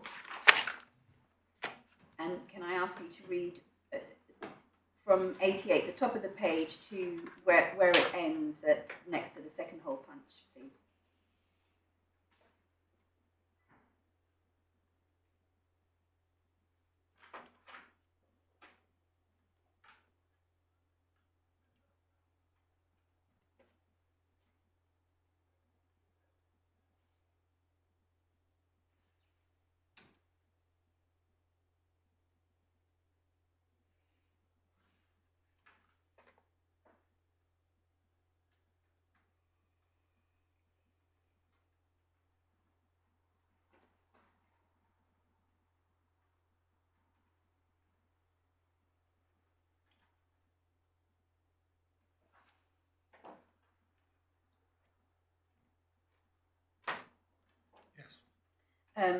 And again, for the purposes of this appeal, importantly at 88, that I rely on that, notwithstanding that intervention requires a high hurdle to be met, the measure in question it's not a case which should escape careful scrutiny. 89, the strength, depending on the strength of reasons, and we have 2, we have nationality, and I will be addressing you on nationality being a ground that requires weighty reasons. The strength of the reasons required to justify a difference will vary according to the nature of the ground. And that's repeated at the bottom of paragraph 89 again. And 90 is so crucial in this case because a further important factor is whether or to what extent the values or interests relevant to the assessment of proportionality were actually considered. And you will have seen the theme in our skeleton, which, in fact, we couldn't have asked for more in what the Upper Tribunal Judge Ward finds, because he is very clear in saying this has not been addressed. When you say this has not been addressed, sorry, the question is what is yes. this? So what has not been addressed is what he finds is the whether there is any connection between the legitimate aim and the legitimate aim of saving costs and the impact that will have. So what he says is there is no analysis because, and it's accepted by the interested party, that the data is not there because previously, in the previous version of the scheme, the eligibility requirement did not exist. There is no analysis of the impact on bereaved parents, given that the scheme is intended and aimed at compensating victims of violent crime, and as an expression, as an acknowledgement and as an expression of support. So that there is, when I say there is nothing, there is no reference within the documents that were put before the Upper Tribunal saying, whilst we recognise that this will narrow those who can apply, in fact, because this means in the scheme of the savings we're intending to make, and so, for example, my Lord, veering off there, you may have seen that there is a quantification of some 50 million which will be saved if the tariffs on the lower brackets, if they're abandoned. So there's no there's no analysis of any type, whether it's a thorough analysis or whether it's a headline analysis. There's no analysis of any type saying, in fact, narrowing, bringing in these eligibility requirements will result in a saving of X, and even though that saving of X will cause hardship because the scheme throughout recognises the suffering that those who are bereaved and those who are victims, direct victims, the suffering that they endure for it to then go and say, notwithstanding that bereaved parents, if they're not resident or nationals, will be denied the award. Weighing up, for example, weighing up the purpose of the scheme, weighing up the costs, weighing up how we put this up, weighing up less intrusive measures, assessing whether we try by way of a probation period, whatever. There are a number of ways that, and it's not for us to say this is how you analyse it, but I wanted to take you to JT first and then go back to the Upper Tribunal because, as I say, the findings of the Upper Tribunal are very clear on this, and in my submission very much help and support me in my case as to that exercise not having been carried out. So, JT, you have that at 90, and then for completeness, so I won't have to take you back to JT. Can I ask you please to look at? So this is very important because this is the point about costs. 395, paragraph 111.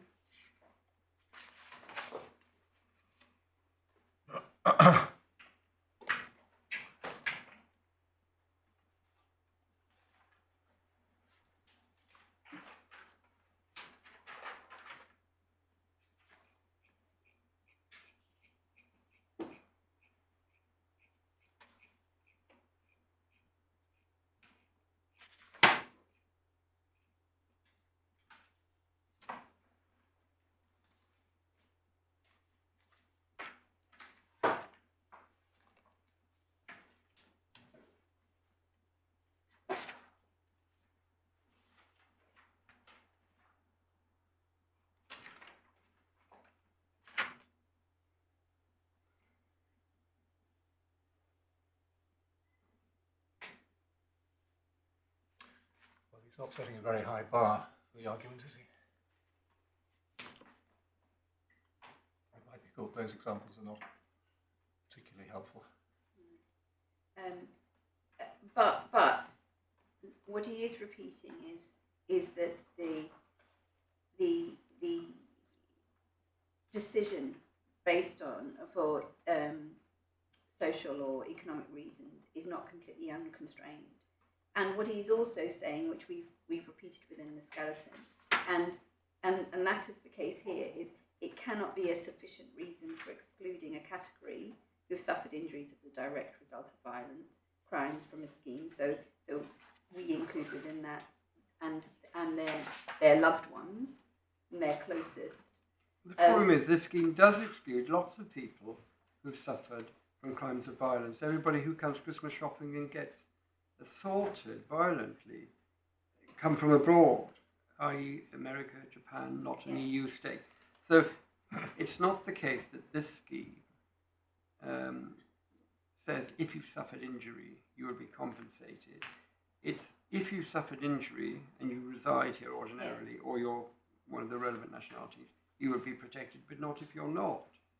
And the real question then is it rational, or one of potentially relevant questions is it in some way not acceptable under the CHR jurisprudence to say we will have the same rule where sadly the person has died and the applicant for the award isn't the person who's the victim, but the person who will benefit from the payment of compensation, namely the qualifying relative? Yes, my lord, and to that, the qualifying relative of a victim who was ordinarily resident. So to that extent, there isn't that comparison with someone who comes for the day. And no, but what I'm saying is here, the rule here was aimed to protect victims of sexual violence, and this victim couldn't claim because she still lived with the stepfather, I think it was, who'd abused her for years. Yes, that's right. And they're saying, well, no, this is the group that was supposed to be protected, and they're taken out of the group for this reason. Yes. But what I'm saying is we can't assume that the same analysis applies or doesn't apply, because here it isn't a case that every person who is injured here or every person who is killed here, somebody will be compensated, because it's only people who are resident here who will be compensated if they're injured. And the question is is it therefore acceptable within the ECHR jurisprudence to say that the applicant for the compensation award, the bereavement award, must also be resident here if Yes. the person who died? So it's not quite an equivalent analogy, is it? Is what I'm saying. Well, if in terms of saying, it says who suffered injuries as a result for a scheme designed to compensate. So it's designed to compensate people who have suffered such injuries, and in fact, this comes back to the point that if the appellant's son had survived, he would fall within the scheme, and so that close connection is such that, and that's why I was saying it's not directly comparable to someone who comes as injured and doesn't have any connection at all, because and again the Upper Tribunal sets this out as well. He derives that connection. And the Upper Tribunal used the words earned that connection through his son being here, ordinarily resident. So in fact, what's happened is that the son, who's the direct victim of the crime, is excluded by reason of his father's nationality, and that's what we say is actually it's not a proportionate exclusion. Well, I think that puts it in a certain way. It's sadly not the case that the son is excluded. We're talking about a bereavement. Yes, but his father is. Yes, it's the father that is excluded by the analysis thus far. Yes, his father is excluded, but it stems from what happened to his son. Yes. And so, yes, I mean, I can see what you say in terms of this isn't anyone. This doesn't cover anyone who suffers a crime. But the point of the scheme, my submission is that the point of the scheme, the focus on it for those who have the connection as the appellant's son did, is such that by the very minimal degree that the father is removed by, it is not proportionate to exclude him. But as my Lord has said, it's very easy to consider maybe even harsher cases of the operation of the eligibility requirement, so that the tourist who is injured very, very gravely with lifelong consequences while on a shopping trip will not come within this scheme. Depending on, I mean, if they don't fall within any of the other eligibility criteria, Yes, well, there's the obviously a whole sort range of tourists that we've been Yes. talking about. Well, more than that, the American mother and father who come to see their son working for some American bank in London who's been here for 5 years, and they're very proud of him. They get off the plane and they're mugged on the tube going into central London and suffer horrific injuries. They don't qualify, do they? Because they aren't ordinarily resident here, even though the person they're coming to visit is their son, who is ordinarily resident here. And if he is actually taking British citizenship as well, they still wouldn't qualify, would they? And there might be an argument on that, my lord, which is an argument though that we're not pursuing in this appeal. No. It might well be that there's a separate argument on that.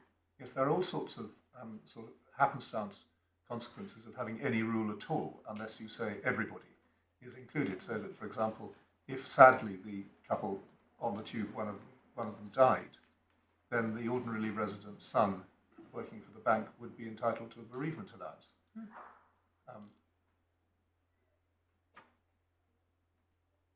Yes, I mean, I recognise that,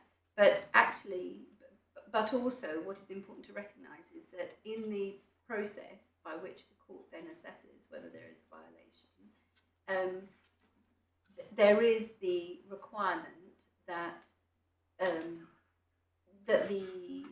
this case, the Secretary of State, the interested party, justifies that difference in treatment, yes, and in turn is able to. So, which is a separate point from the point that your lordships are making, which is that you'll always find a particular scenario that might fall foul of the eligibility rules. And I go, yes. I think what it might help, the question of examples might help, is to focus on what is it that is in the scheme that needs to be justified. And you're very much taking the view that the focus of the scheme is on the location of the crime and sadly the location of the death. But if the scheme were cast differently, where it's a twofold requirement, the crime has to have happened here, and the person who is going to receive the money from the scheme has to be here, or is a national of one of the relevant states. And if both of those are at issue, then that's a different thing to justify, if you follow me, because the scheme will be built on a two-part qualification: location of act, location of the recipient of the money. And where sadly somebody has died, yes, the first part will have been satisfied because the murder took place here. But the second part, if it's a dual qualification, wouldn't have been satisfied. And the question then might be, is it possible to justify a scheme, as the FTT seemed to see it, where there was not only a location of the crime requirement, but a location of the recipient requirement?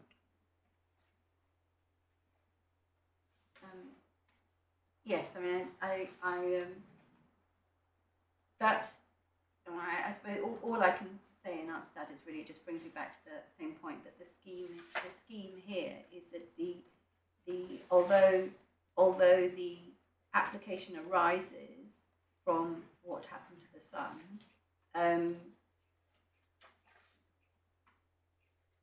and the son meets all of the requirements, the eligibility requirements, I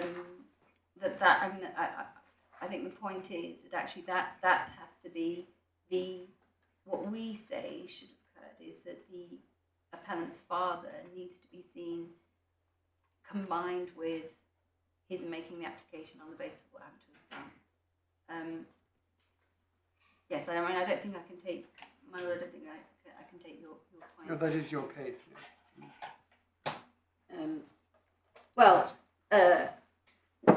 No. Well, our part of your case. Yes, I mean, our case is actually the Upper Tribunal was required to approach the question in a certain way, and it erred in its approach. And it fundamentally erred in its approach, particularly on the basis of its previous findings, because all its findings point to there not having been that justification exercise having been carried out. So whilst it was the legitimate aim, the second part of it, the relationship of proportionality, is not something that there was any evidence on for the Upper Tribunal, and the Upper Tribunal then goes on and conflates, and that's our ground 3, which I'll come to. Could you at some point margin of appreciation tease out, on the one hand, I understand that it said that nobody ever worked out how much this might cost if your proposal for the bereavement scheme were followed. Understand that as being one area that you focus upon. But is there anything in the consultation document and the government response about cost that we're going to be coming to in relation to eligibility for funeral, eligibility for bereavement and funeral expenses? No, and that's the point. That's what the Upper Tribunal says. There is no analysis. So what I'll do is, my lord, if I take you, because that's just the last part that I need to take you to, what the Upper Tribunal finds. But before I do, can I just take you to the last bits that I rely on in JT, because we have Yes. that open. So, can I ask your ladyship and my lords to read 113? This Yes. is in terms of proportionality. And what's said there.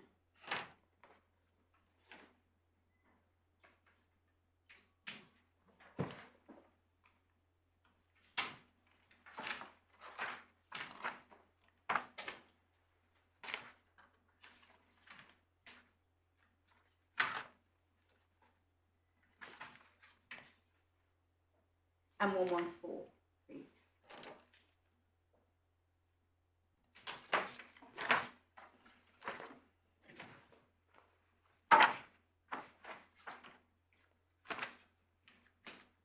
Yes. Yes. And then I don't need to take you to that, but just for completeness, you'll see that 122, but that goes to remedy. So that is JT. So now, crucially, we go back to the Upper Tribunal's decision. My Lord,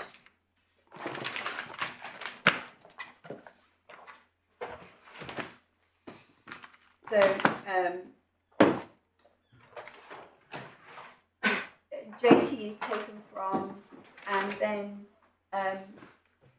if you go to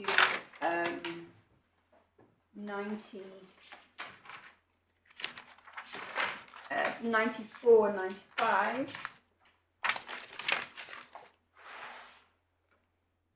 and then specifically paragraph 46, where the Upper Tribunal refers to the criminal injuries compensation is not paid for such a purpose. Receipt of a tariff award is not linked to ensuring a minimum standard of living. The amount is payable to all who qualify, regardless of their financial position otherwise. And then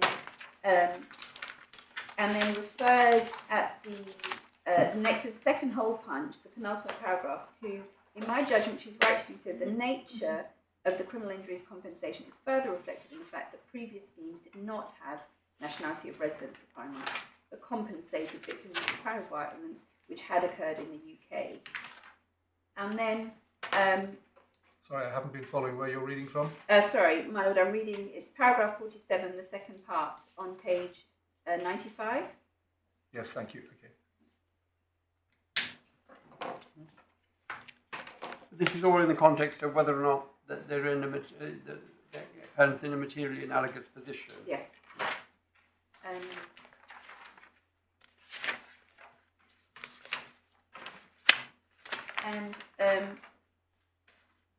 My Lord, then if you go over the page and go to 55, so this is page 97, and if it assists, I can take you directly to the original documents on this. If you look at paragraph 55, page 97.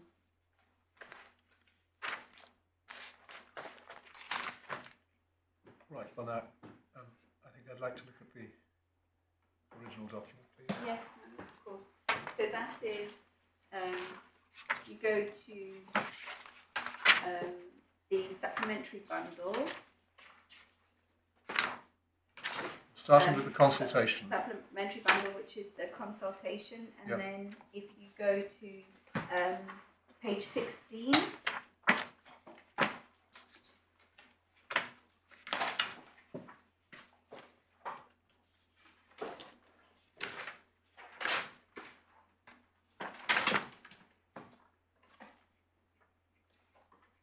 And it's, yes, paragraphs 22, 24. Which document are we looking at here, say? So this is the consultation, getting it right for victims Yes. and witnesses consultation paper. This is the first one of January 2012. And it begins 22, we are also concerned. Exactly. Right, what do you want us to read? It's 22 to 24, which is what the Upper Tribunal is referring to within its paragraph of 55. Right, so which part of this is relevant to So at Hold on. 22 specifically, paragraph 22, CIC is a demand-led scheme which costs the government over 200 million each year. Yes. And then 23 is the paragraph that he lifts from.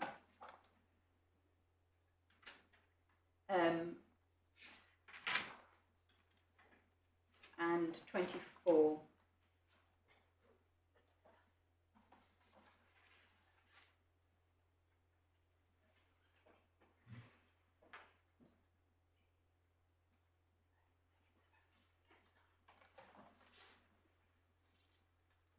Yes. Yes, on 24.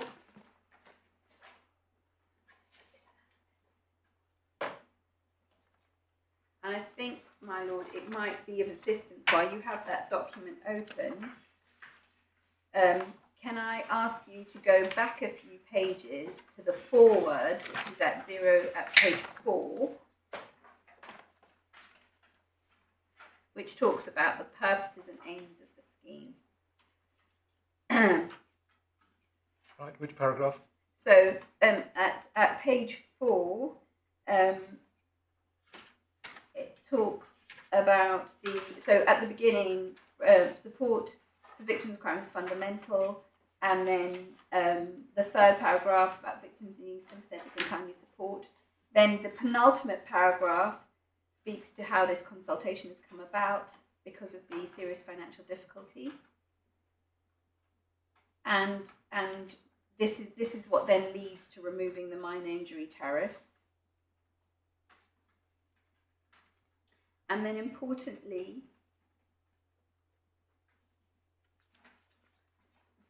page 5, I'm seeking to maintain overall, top of page 5, overall levels of spending on victims with increasing sums available for the vital area of practical advice. Yes, well, we see what's there, and then the next paragraph relates to bereaved families. Exactly.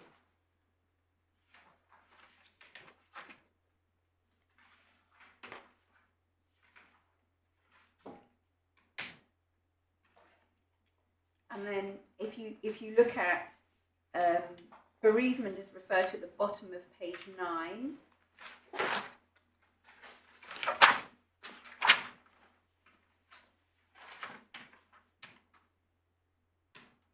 Paragraph 3.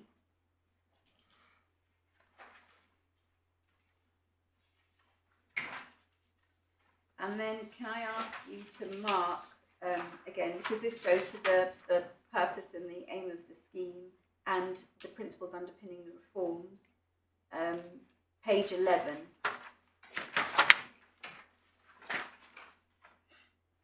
Page 11 sets out the principles. You see the 4 bullet points.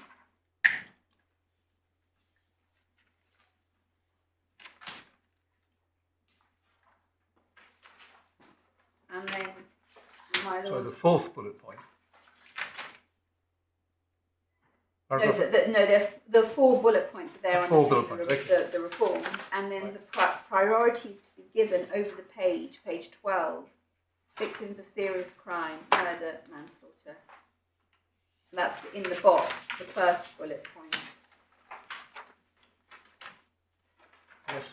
Yeah. So those are the Right, well, all this is pretty high-level Yes. stuff. yes. We get That's to all something that's a bit more helpful, or is your point that we won't? You won't.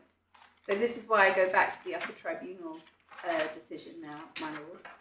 Again, to be fair and to put it to you, there are bits dealing, obviously that's very high level about what types of things we're dealing with. They don't want to deal with the minor injuries angle. Yes. They want to deal with serious violence, serious sexual violence and bereavements. But there is a separate question about the range of people to whom the state regards itself as responsible. And that does come much later at page 56 and 57, Yes. where they say not just that it's got to be serious, but if you look at paragraph 88, they say that people should have a defined connection to the United 188. 188, yes. Yeah. At page 56. And then in fairness, at 194, they say that they're going to do that for bereaved families as well. So there's that issue that is in there, which the FTT seems to have picked up. Yes, and in fact, earlier on, my lord, I mean, they are. So 188 speaks to the connection to the UK, at page 56 and 57, and in fact, this is on the. This is the first consultation document. Eligibility is referred to at 51 as well. Page 51. Sorry, 51, yeah, page 51. At the bottom, 174. Yep. And then also over the page, at 52, you see the bit on fatal cases.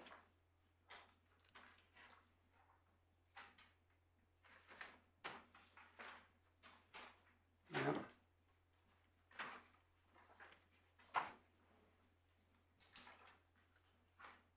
And then also again referring to the protection of the tariff awards in favour cases. There's a reference, it's page 66, paragraph 224.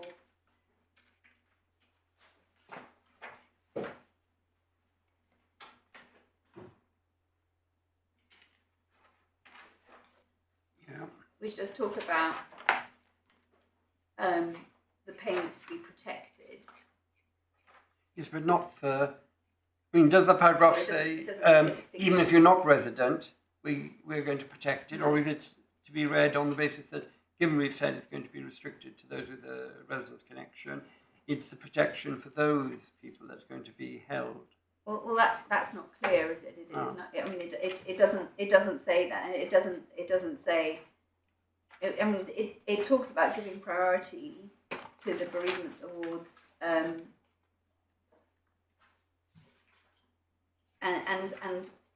the point that we make on that is that again that focuses, that ties in with the overall scheme, and it is consistent with the compensation arising from the victim having been ordinarily resident. But the distinction isn't made there. No.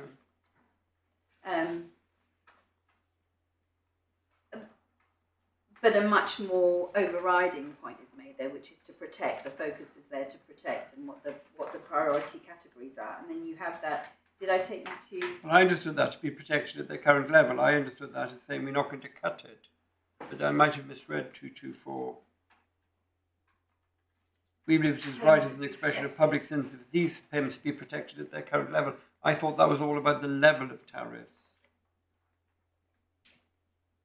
Yes, and the awards. We believe it's right for these parents to be protected at their current level.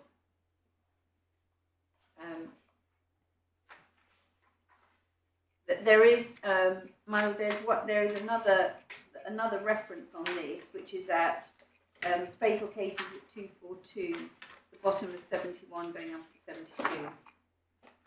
And then there is reference also. So it's 242 and 243, setting out what the amounts are.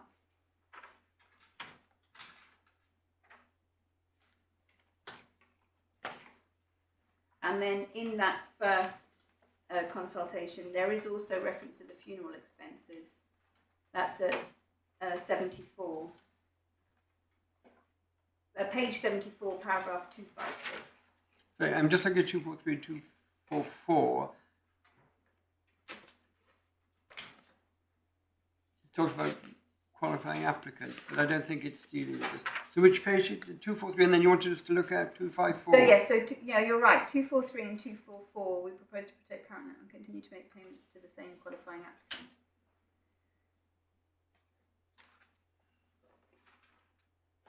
It's not protecting £11,000 as if for any bereaved relative. It's for qualifying applicants. Yeah. Yeah. And then 254 is different. And at that stage, though, this was when they were considering. So at this point, there was no eligibility requirement. So at that stage, the appellant would have. But aren't they asking, question 50, should we retain that and the existing categories of qualifying applicant? Yeah. They're asking whether we should do that. Yes, but all I'm saying is at that point, the eligibility, so the qualifying applicant, I mean, unless that's taken to include within the eligibility as well, the connection, the ordinary residence, because that was not a requirement in the previous scheme. Well, this all arose out of Lord Justice Leggett's third point, which is that one doesn't have to pay such respect to an administrative decision that arises without having been thought about. So we're looking here to see how much it was thought about. Yes.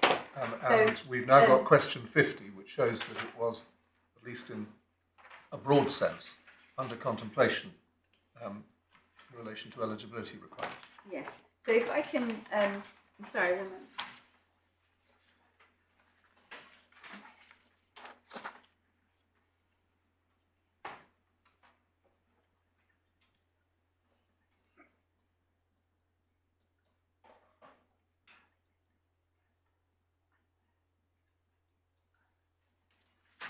Miles, can I then take you to what the Upper Tribunal found? So beginning with 61. Are we going to get the response to the consultation? Oh yes, I can take you to that now. In question 50?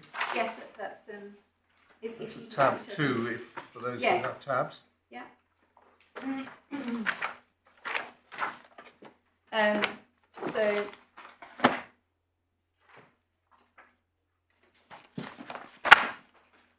So the bottom of so page 98, the foreword, again, just emphasising what the point of the scheme is. I just rely on it for that reason.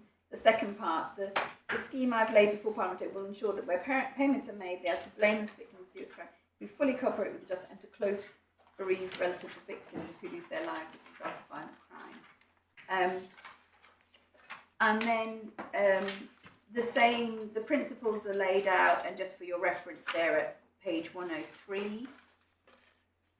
The purpose of the scheme, again for your reference, is at 107, page 149.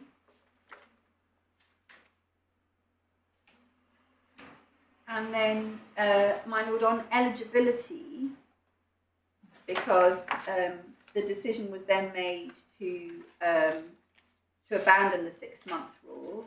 So eligibility is set out at 109, paragraph 162. Sorry.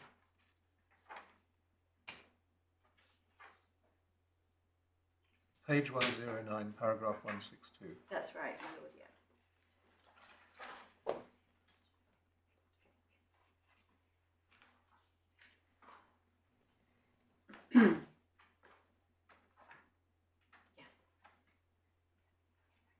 Yes. And then you'll see that the paper then summarises the responses and does set out 110 top of 110 halfway down that first paragraph. Did not understand why an additional hurdle requiring the applicant to be resident for 6 months at the time of the incident had been chosen.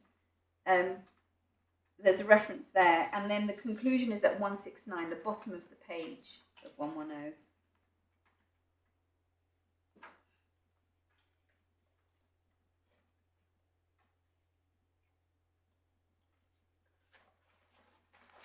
And so over the page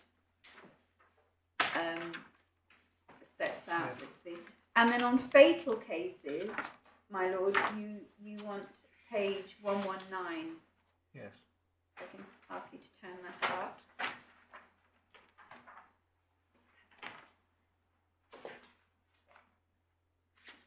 And it goes over the page. So if I can ask you to look at 119, it's paragraph 200. And then funeral costs. And then the conclusion is at over the page 120, the box next to the second round. Well, it's 204, isn't it?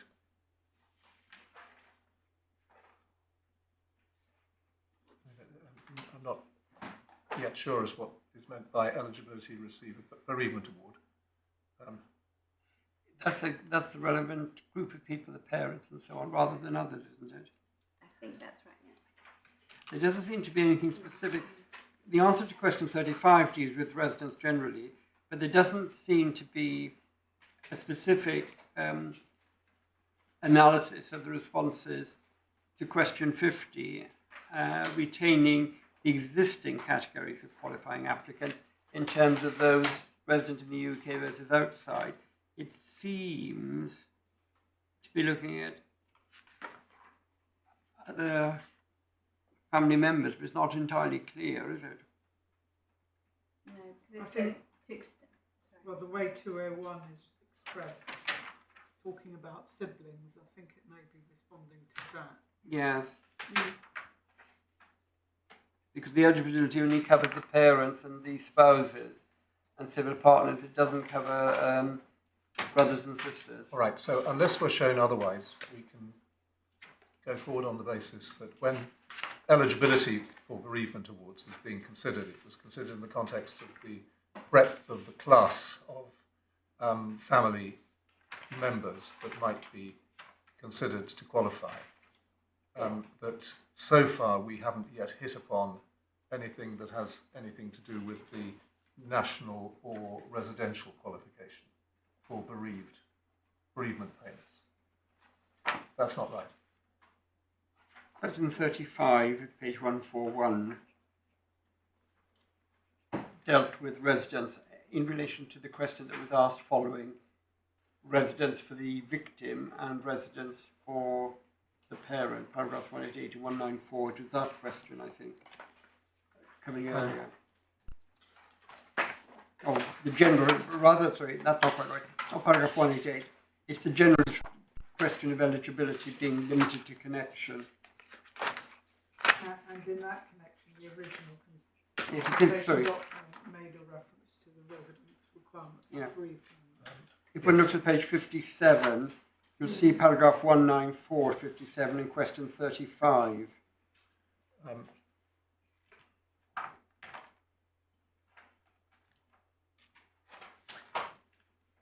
sorry, what page are we in the document, in the bundle? 57, Page 57. yeah. And there should be paragraph 194. Yes, it's the first sentence of paragraph 194. And then question 35 in the box below. Below. Yes, I'm just looking to see what question was being asked.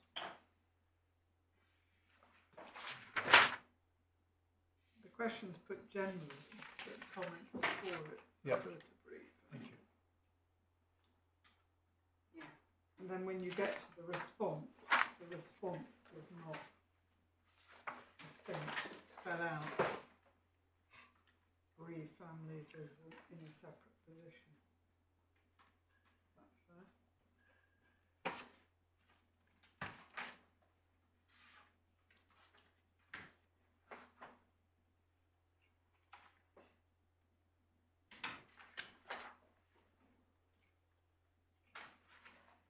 The response being at page 109, 110. Yes, correct. Yes. And the response is going to appear to have Focused on the relatives, Yeah. the overseas relatives. So far as we can tell without seeing the responses, yes. Yes. Right. So can I take you then to what the Upper Tribunal concluded on this whole, the exercise that we have just done of looking at the source documents and the findings that the Upper Tribunal made. So we start at 61 and in part this, my Justice Lewison's point that you raised about, well, anyone coming for the day and these wider groups, that there's an argument can be made for them as well, that they're losing out. So it's 61. So can I ask you, well, can I take it you've read 61, so I won't, or yes. you need to, yeah. So specifically what I rely on, and this is our case, because our case is all about discrimination and equality issues, and the tribunal finds at the last words at the bottom of page 98, paragraph 61, it does not suggest that fatal cases were among the equality issues raised during consultation and does not comment on them further, albeit the general move from requiring 6 months residence to requiring ordinary residence might help small subcategories. So that's what's said there. That's the first point. Then you go to 62. So there's no, as far as can be seen from the documents, there isn't this equality analysis that's being carried out, raised during consultation. Then 62, it speaks about the savings and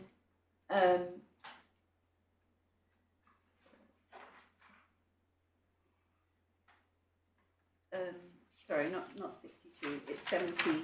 Well, it's to do with impact. Sorry, financial yes, impact. yeah. It's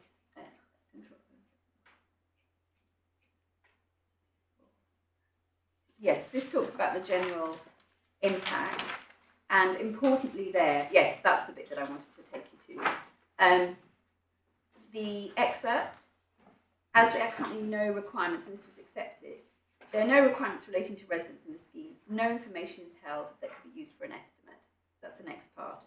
Yes. Sorry, where are you reading? So I'm reading, sorry, I confused myself when I was looking at the references. It's paragraph 62 of the Upper Tribunal's decision, and it's the excerpt, and it's the last two lines where the sentence begins, as there are currently no requirements. Just pause there. We have to orientate ourselves. With any new proposal, there's the equality impact assessment. There are different documents, and that's the first document we refer to. Then there's also an economic or a general impact assessment, which is this one, and it seems to say here at the middle of paragraph 60, changes to the eligibility rule in connection with victims of crime were anticipated to save up to 2 million. Yeah. And then it goes on to say that they can't say how much that will be. Because they don't have requirements in relation to residents, but they seem to have made some estimate of up to 2 million. So that, for completeness, my lord, that excerpt is taken from page 229. I understand Yes. that as the sentence changes to the eligibility rule in No, connection that- with victims of crime. That's where they've got unspent convictions. Oh, that's unspent convictions. It's just that little group. Yes. Okay. Right. Okay. Where to next? Yes. So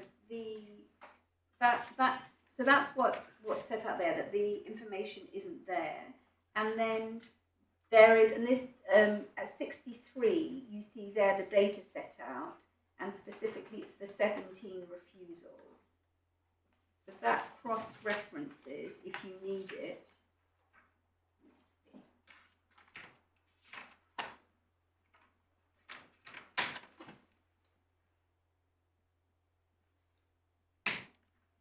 To the table.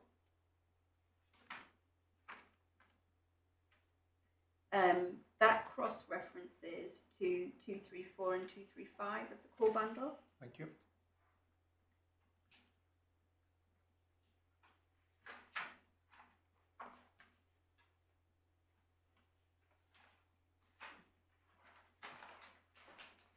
And then the Upper Tribunal finds at 64, this is the part about speaking about the connection and what that actually means.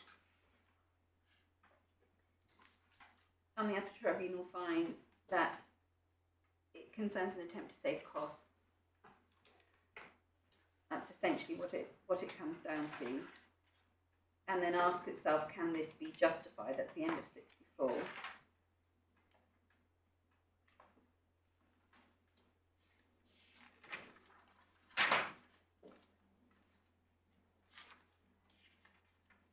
And then it's 67, please. And this is where in very clear terms, the Upper Tribunal says, I don't have the evidence.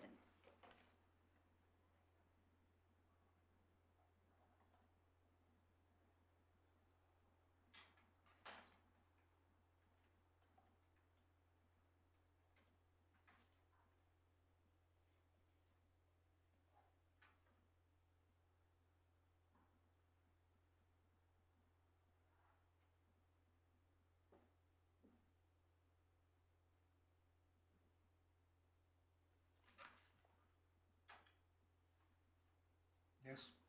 So it repeats himself, there's nothing in terms of the equality impact assessment, and if it were there, the government's view being discernible from the evidence, it would be entitled to wait, but it has not. I'm reading from that the very last thing. So there is no evidence on it.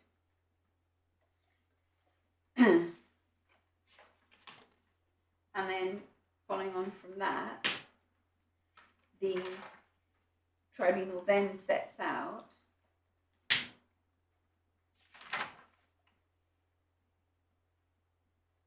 it reminds itself at 68 the bottom. So I'm still having trouble understanding paragraph 67. While there is substantial material relating to the imposing of an eligibility requirement in general terms, as regards why it was appropriate for the requirement for ordinary residents to attach to the applicant, rather than to the victim. Had the government's view been discernible from the evidence, it would be entitled to wait. Is it the government's view on that previous issue or on some other issue? And if it's on that issue, why isn't it answered by there is substantial material? I'm having trouble understanding the sentence. I understood it to mean that it related to a lot of thought being given to the situation of the surviving victim of crime, but that it was not possible to discern the thinking in relation to the relatives of a deceased victim. And that therefore the UT was going to go about it without giving deference to the government for the reason that the government had specifically considered it and come to a conclusion, or Parliament more properly. And I think that obviously I rely on what your lordship has said there, because I agree with that. But I think that is then strengthened, that interpretation, by the preceding paragraphs, because he's saying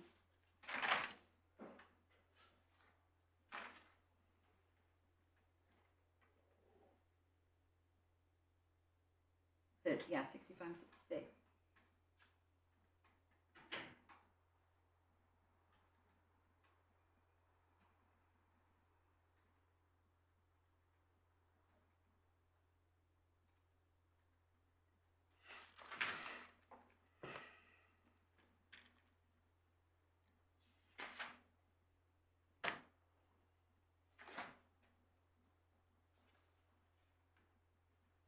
Yes? Right, now we're coming to the break, so would you like to tell us where you've got to? Yes, I mean, I think what I could do, actually, my lord, is I could just finish now on